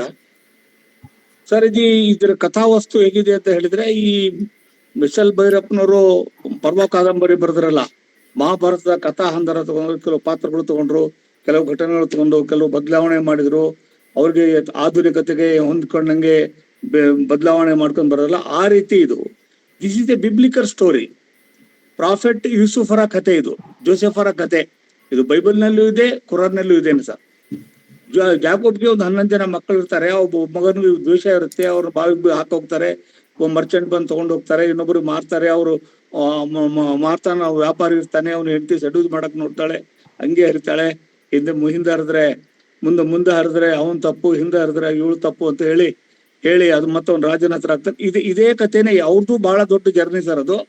ಅದನ್ನೇ ಮೂಲ ವಸ್ತು ಇಟ್ಕೊಂಡು ಸ್ವಲ್ಪ ಬಹಳಷ್ಟು ಬದಲಾವಣೆ ಮಾಡ್ಕೊಂಡು ಬರ್ದಿರೋ ಸರ್ ಅಂತ ನನಗೆ ಅನ್ಸುತ್ತೆ ಸರ್. ನಮಸ್ಕಾರ ಸರ್. ಖಂಡಿತ ಸರ್, ನಾನು ನಿಮ್ಮ ಮಾತನ್ನ ನೋಟ್ ಮಾಡ್ಕೊಂಡಿದ್ದೀನಿ. ಮತ್ತೊಮ್ಮೆ ನಾನು ಅದ್ರ ಬಗ್ಗೆ ಮತ್ತೊಮ್ಮೆ ಸ್ವಲ್ಪ ಸ್ಟಡಿಯನ್ನು ಮಾಡ್ಕೊತೀನಿ ಸರ್. ಸ್ಟೋರಿ ಕುರಾನ್ನಲ್ಲೂ ಇದೆ, ಬೈಬಲ್ನಲ್ಲೂ ಇದೆ ಸರ್. ಎಸ್, ಅಲ್ಲಿ ಆಡಮ್ ಬಂದ್ರು, ಅಬ್ರಾಹಂ ಬಂದ್ರು, ಜೋಸೆಫ್ ಬಂದ್ರು, ಎಲ್ಲ ಅವೇ ಕಥೆ, ಅವೇ ಹೆಸರುಗಳೇ.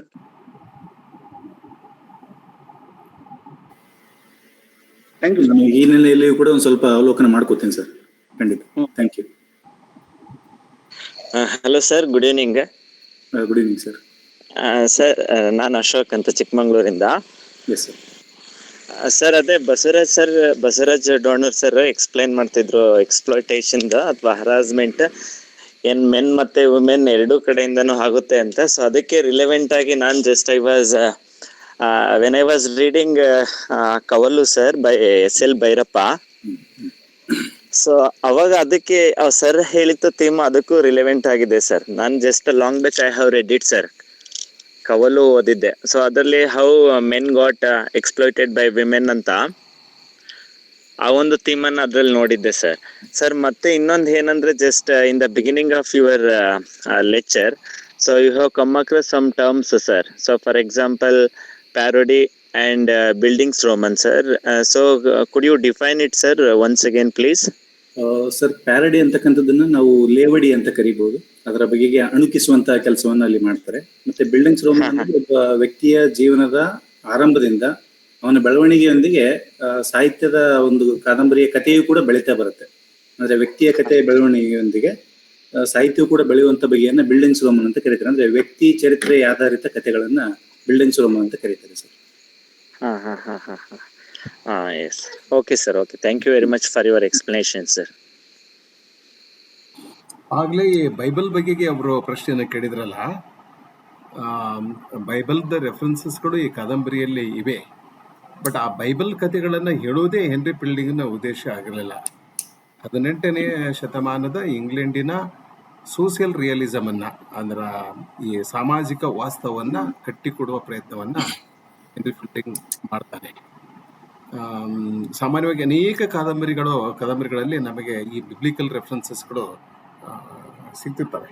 ಇಲ್ಲೂ ಕೂಡ ಈ ಎಲ್ಲ ಪಾತ್ರಗಳು, ಕೆಲವು ಸನ್ನಿವೇಶಗಳನ್ನ ಆ ರೀತಿ ನಾವು ಲಿಂಕ್ ಮಾಡಬಹುದು, ಮಾಡಲಿಕ್ಕೆ ಸಾಧ್ಯ ಇದೆ. ಹಾಗೇನೆ ಈಗ ನಾವು ಕನ್ನಡದ ಕಾದಂಬರಿಯಲ್ಲೂ ಕೂಡ ನಾವು ಓದುವಾಗ ಕೆಲವು ಪುರಾಣಿಕ ರೆಫರೆನ್ಸಸ್ಗಳು, ರಾಮಾಯಣ ಮಹಾಭಾರತ ರೆಫರೆನ್ಸಸ್ಗಳು ಬರ್ತಿರ್ತವೆ.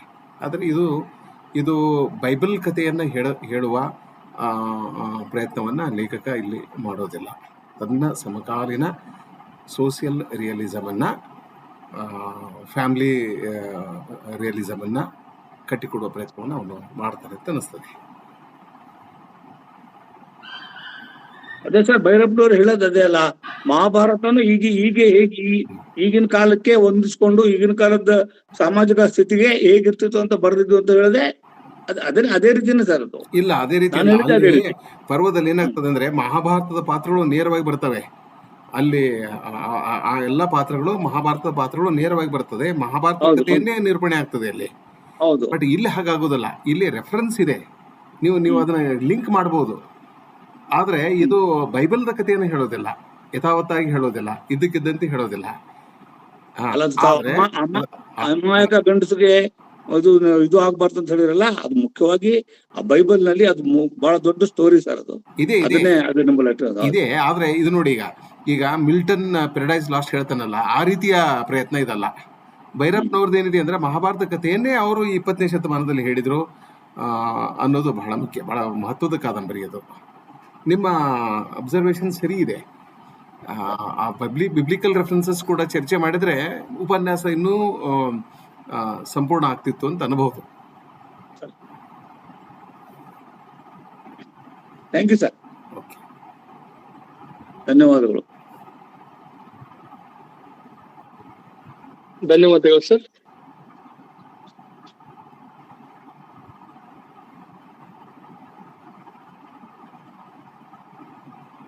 ಯಾವುದೇ ಪ್ರಶ್ನೆಗಳು ಇಲ್ಲ ಅಂತ ಭಾವಿಸುತ್ತಾ ಕೇಳಿ ನೋಡಿ ಒಂದ್ಸಲ ಶಿವರಾಜ್. ಕಾರ್ಯಕ್ರಮದಲ್ಲಿ ನೆರೆದಿರ್ತಕ್ಕಂಥ ಹಿರಿಯರು, ಗಣ್ಯರು, ಉಪನ್ಯಾಸಕರಿಗೆ ಪೂರಕ ನುಡಿಗಳನ್ನು ಸಹಿತ ವ್ಯಕ್ತಪಡಿಸಬಹುದು. ಅಥವಾ ಯಾವುದಾದ್ರು ಉಪನ್ಯಾಸಕರಿಗೆ ಪ್ರಶ್ನೆಗಳನ್ನು ಕೇಳಲು ಇಚ್ಛಿಸುವವರು ನೇರವಾಗಿ ಪ್ರಶ್ನೆಯನ್ನು ಕೇಳಬಹುದು.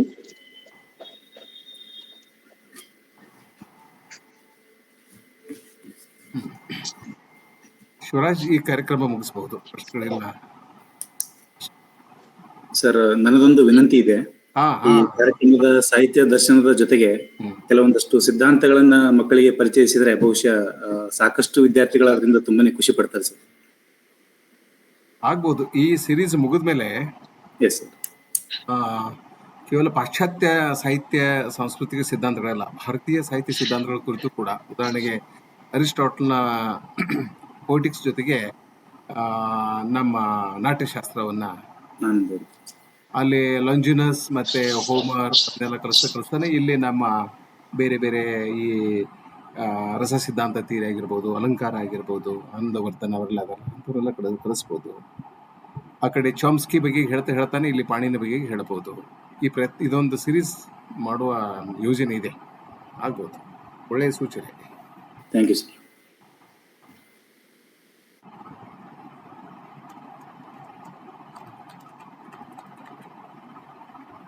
ಇನ್ನೊಂದು ಸರ್, ನನ್ನ ವೈಯಕ್ತಿಕ ಅಭಿಪ್ರಾಯ, ಆ ಪುರುಷ ಸಂವೇದನೆ ಅಂತ ಬಂತಲ್ಲ, ನಮ್ಮ ಪ್ರೊಫೆಸರ್ ಬಸವರಾಜ ಡೊಣ್ಣೂರ್ ಸರ್ ಅವರ ಉರಿಯುವ ಕೆಂಡದ ಮೇಲೆ ಕಾದಂಬರಿಯನ್ನು ಓದಿದರೆ ಆ ಪುರುಷ ಸಂವೇದನೆ ಒಂದು ಎಳೆಗಳು ಅಲ್ಲಿ ನಮಗೆ ಸಿಗ್ತವೆ.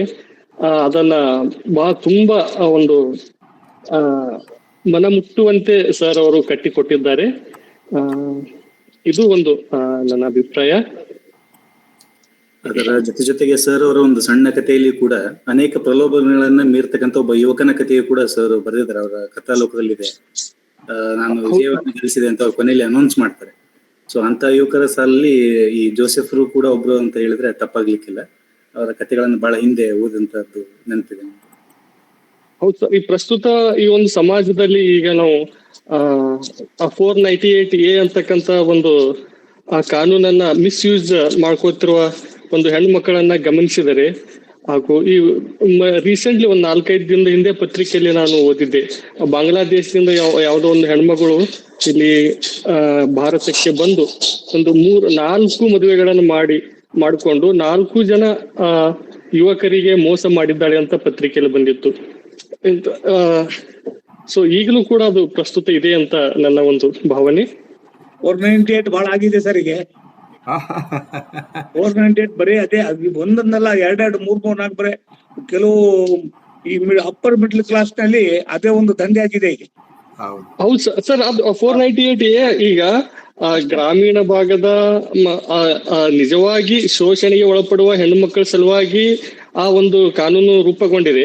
ಆದ್ರೆ ಸುಶಿಕ್ಷಿತರು, ಆಮೇಲೆ ವಿದ್ಯಾವಂತರು ಅಥವಾ ಒಂದು ಆರ್ಥಿಕವಾಗಿ ಸದೃಢವಾದ ಹೆಣ್ಮಕ್ಕಳೇ ಆ ಒಂದು ಕಾನೂನಿನ ದುರ್ಬಳಕೆ ಮಾಡ್ತಾ ಇರೋದು ಒಂದು ದುರಂತನೇ ಅಂತ ಭಾವಿಸಬಹುದು ಸರ್. ಅಲ್ಲ, ಈಗ ಏನ್ ಸರ್ 40 ಲಕ್ಷ 50 ಲಕ್ಷ ಕೋಟಿ 2 ಕೋಟಿ ರೂಪಾಯಿ ಕೇಳ್ತಾರೆ ಪರಿಹಾರ. ಮೇಂಟೆನೆನ್ಸ್ ತಿಂಗಳಿಗೆ 25-30 ಸಾವಿರ ರೂಪಾಯಿ ಕೇಳ್ತಾರೆ. ಅವ್ರಿಗೇನು ಇಬ್ರು ಮದ್ವೆ ಮಾಡ್ಕೊಂಡ್ ಬಿಟ್ಬಿಟ್ರೆ ಮುಗ್ದತ್ತು, ಏನು ಮಾಡೋದೇ ಬೇಕಾಗಿಲ್ಲ, ಜೀವನದುದ್ದಕ್ಕೂ ಆರಾಮಾಗಿ ಇದ್ಬಿಡ್ಬೋದು. ಇಲ್ಲಿ ಒಂದು ಮಾತನ್ನ ಸೇರಿಸ್ಬೇಕು. ನಿಮ್ಮ ಅಭಿಪ್ರಾಯ ಸರಿಯಾಗಿದೆ. ಇಂತ ಈ ರೀತಿ ಹೆಣ್ಣುಮಕ್ಕಳು ಇದ್ದಾರೆ. ಜೊತೆಗೆ ಅನೇಕ ಜನ ಮುಗ್ಧ ಅಮಾಯಕ ಹೆಣ್ಣು ಮಕ್ಕಳನ್ನ ಗೋಳು ಹೊಯ್ದುಕೊಳ್ಳುವ, ಅವರಿಗೆ ಅನೇಕ ಕಷ್ಟಗಳನ್ನ ನೀಡುವ ಮತ್ತು ಅವರಿಗೆ ಲೈಂಗಿಕ ಕಿರುಕುಳ ನೀಡುವ ಪುರುಷರು ಕೂಡ ಇದ್ದಾರೆ. 30 ವರ್ಷಗಳ ಹಿಂದೆನೆ ಡೆಲ್ಲಿಯಲ್ಲಿ ಒಂದು ಪತ್ನಿ ಪೀಡಿತರ ಸಂಘ ಅಂತ ಬಂದಿತ್ತು. 30 ವರ್ಷಗಳ ಹಿಂದೆ ಗಿರಡಿ ಗೋವಿಂದರಾಜ್ ಅವರು ನನಗೆ ಹೇಳಿದ್ರು, ಒಂದು ಕಾರ್ಯಕ್ರಮದಲ್ಲಿ ಹೇಳಿದ್ರು ಧಾರವಾಡದಲ್ಲಿ. ಈ 30 ವರ್ಷಗಳಲ್ಲಿ ಅನೇಕ ಪ್ರತಿಯೊಂದು ಊರಲ್ಲೂ ಕೂಡ ಒಂದು ಪತ್ನಿ ಪೀಡಿತರ ಸಂಘ ಆಗ್ಬಹುದು. ಆದ್ರೆ ಪುರುಷರು ಹೇಳ್ಕೊಳ್ಳೋದಲ್ಲ ಅದನ್ನ. ಚಳವಳಿ ನಡೀತಾ ಇದೆ ಸರ್ ಅದು. ಅದನ್ನು ಅವ್ರಿಗಾಗಿನೇ ಒಂದು ಇದು ಮಾಡಿ ಅಂತಂದ್ರೆ ಬಹಳ ನಡೀತಾ ಇದೆ ಅದು. ಆದ್ರೂ ಆಗ್ಬಹುದು. ಹೌದೌದು. ಅನೇಕ ಜನ ಸ್ತ್ರೀಯರು ಕೂಡ ಇದನ್ನ ಒಪ್ಕೊಡೋದಿಲ್ಲ, ಇದು ಸರಿಯಲ್ಲ, ಹೀಗೆ ಮಾಡಬಾರ್ದು ಅಂತ ಹೇಳ್ತಾರೆ. ಈ ಕಾನೂನುಗಳು ನೋಡ್ರಿ, ನಮ್ಮ ಸಂವಿಧಾನದಲ್ಲಿ ಅನೇಕರಿಗೆ, ಅನೇಕ ಸಮುದಾಯಗಳಿಗೆ ಕಾನೂನುಗಳನ್ನ ನೀಡಿದೆಯಲ್ಲ, ಅದರ ಉದ್ದೇಶ ಏನಂದ್ರೆ ನಿಮ್ಮನ್ನ ನೀವು ರಕ್ಷಣೆ ಮಾಡ್ಕೊಳ್ಬೇಕು, ನಿಮ್ಮ ಮೇಲೆ ಯಾರು ದೌರ್ಜನ್ಯ ಮಾಡಬಾರ್ದು, ನಿಮಗೆ ಯಾರು ಲೈಂಗಿಕ ಕಿರುಕುಳ ಕೊಡಬಾರ್ದು ಅನ್ನೋ ಕಾರಣಕ್ಕಾಗಿ ಎಲ್ಲ ಕಾನೂನುಗಳಿವೆ. ಆದ್ರೆ ಕೆಲವರು ಈ ಕಾನೂನುಗಳನ್ನ ಬಳಸ್ಕೊಂಡು ತಾವೇ ದೌರ್ಜನ್ಯ ಮಾಡ್ತಿರ್ತಾರೆ. ಅದನ್ನ ತಡಿತಕ್ಕಂತ ಕೆಲಸ ಕೂಡ ಕಾನೂನು ತಜ್ಞರು ಮಾಡ್ಬೇಕು. ಹೇಳೋಕೆ ಕಾಮನ್ ಜೆಂಡರ್ ಅಂತ ಹೇಳ್ತಾರೆ sir. For women there are more than 50 ಕಾನೂನು, 50ಕ್ಕಿಂತ ಹೆಚ್ಚು ಕಾನೂನು ಇದಾವೆ. ಇಲ್ಲ, ಕಾನೂನುಗಳು ಬೇಕಾಗ್ತದೆ. ಆಲ್ ಸೈಡ್ ಅಂಡ್ ಡನ್ ಅಲ್ಲ, ಗಂಡಸರಿಗಾಗಿ ಒಂದು ಇಲ್ಲ. ಹೌದೌದೌದಾ, ಅದು ಇದೆ, ಆ ತೊಂದರೆ ಇದೆ. ಬಟ್ ಸ್ತ್ರೀಯರ ಸುರಕ್ಷತೆ ಅನ್ನೋದು ಒಂದು ದೊಡ್ಡ ಸಮಸ್ಯೆ ಇದೆಯಲ್ಲ. ಈಗ ನೋಡಿ, ದೇಶದಲ್ಲಿ 3 ವರ್ಷದ ಮಗುವನ್ನ ರೇಪ್ ಮಾಡ್ತಕ್ಕಂತ ಪುರುಷರು ಇದ್ದಾರೆ. 90 ವರ್ಷದ ವೃದ್ಧೆಯನ್ನ ರೇಪ್ ಮಾಡ್ತಕ್ಕಂತ ಪುರುಷರು ಕೂಡ ಇದ್ದಾರೆ. ಇಂಥವ್ರನ್ನ ಕಟ್ಟಿ ಹಾಕೋದು ಹೇಗೆ? ಅನೇಕ ಈ ರೇಪಿಸ್ಟ್ಗಳನ್ನ ತಕ್ಷಣ ಅವರಿಗೆ ಶಿಕ್ಷೆ ಆಗ್ಬೇಕು. ಸೊ ಇದನ್ನು ಕೂಡ ನಾವು ಗಮನಿಸಬೇಕಾಗ್ತದೆ. ನಮ್ಮಲ್ಲಿ ಮೂಲಭೂತ ಬದಲಾವಣೆ ಆಗ್ಬೇಕು ಸರ್. ನಮ್ಮಲ್ಲಿ ನೈತಿಕತೆ ಬೆಳಿಬೇಕು. ಯಾವ ಇಂಥ ಕಾನೂನುಗಳು ಸ್ವಲ್ಪ ದಿನ ಕೆಲಸ ಮಾಡ್ಬೋದು ಅಷ್ಟೇ, ಮಾಡೋದಿಲ್ಲ. ಹೌದು, ನಿಜ. ಗಾಂಧೀಜಿ ಅವರು ಇದೇ ಮಾತನ್ನು ಹೇಳ್ತಾ ಇದ್ರು. ಹೌದು, ನಮ್ಮಲ್ಲಿ ಮೂಲಭೂತ ಬದಲಾವಣೆ ನಾವು ನೆಟ್ಟಗಾಗಬೇಕು. ನಿಜ. ಅವಾಗ ಏನ್ ಮಾಡ್ಬೇಕಂದ್ರ ಲೋಕದ ಡೊಂಕ ತಿದ್ಲಿಕ್ಕೆ ಹೋಗ್ಬಾರ್ದು. ನಮ್ಮ ಮನೋನ್ನ ನಾವು ಸಂತೈಸ್ಕೊಳ್ಬೇಕು, ನಮ್ಮ ತನುವನ್ನು ನಾವು ಸಂತೈಸ್ಕೊಳ್ಬೇಕು. ಬಸವಣ್ಣ ಈ ಎಲ್ಲ ಸಮಸ್ಯೆಗಳಿಗೆ ಪರಿಹಾರ ಸೂಚಿಸಿದ್ರು. ಬೀಳ್ತದ ತಗೋ, ಹಿಂದಕ್ಕೆ ತಗೋ. ಆಗ್ಲಿ, ಒಳ್ಳೆ ಚರ್ಚೆ. ಮತ್ತೇನಾದ್ರೂ ಪ್ರಶ್ನೆ ಇದ್ರೆ ಶಿವರಾಜ್ ಕೇಳಬಹುದು, ಇಲ್ಲಾಂದ್ರೆ ಕಾರ್ಯಕ್ರಮ ಮುಕ್ತ. ನಮಸ್ಕಾರ ಸರ್. Thank you sir. ಮಾತಾಡೋದ್ರಲ್ಲಿ ವ್ಯತ್ಯಾಸ ಆದ್ರೆ ದಯವಿಟ್ಟು ಕ್ಷಮಿಸ್ಬಿಡಿ. ಇಲ್ಲ, ಯಾವ ವ್ಯತ್ಯಾಸ ಇಲ್ಲ, ಮಾತಾಡಿ. ಧನ್ಯವಾದಗಳು ಮೇಡಮ್. ಸರ್, ವಿಜಯ ಮೇಡಮ್ ಅವರು ಮಾತಾಡಿ. ಈಗ ನಾವು ಕಾರ್ಯಕ್ರಮದ ಕೊನೆಯ ಘಟ್ಟದಲ್ಲಿದ್ದೇವೆ. ಶಿವರಾಜ್ ಇಲ್ಲ ಸರ್, ಅವ್ರು ಮ್ಯೂಟ್ ಆಯ್ತು. ಬೈ ಮಿಸ್ಟೇಕ್ ಅದು ಅನ್ಮ್ಯೂಟ್ ಆಗಿತ್ತು ಸರ್. ಒಂದ್ ನಿಮಿಷ ವೇಟ್ ಮಾಡಿ, ಅವ್ರಿಗೇನೋ ಏನೋ ಒಂದು ಪ್ರಶ್ನೆ ಕೇಳ್ತಾ ಇದ್ರು, ಕೇಳಿ.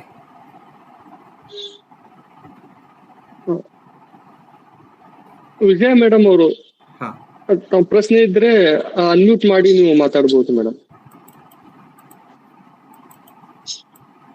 ಸರಿ, ಪ್ರಶ್ನೆ ಇಲ್ಲ ಅಂತ ಭಾವಿಸ್ತೇನೆ. ಆಯ್ತು.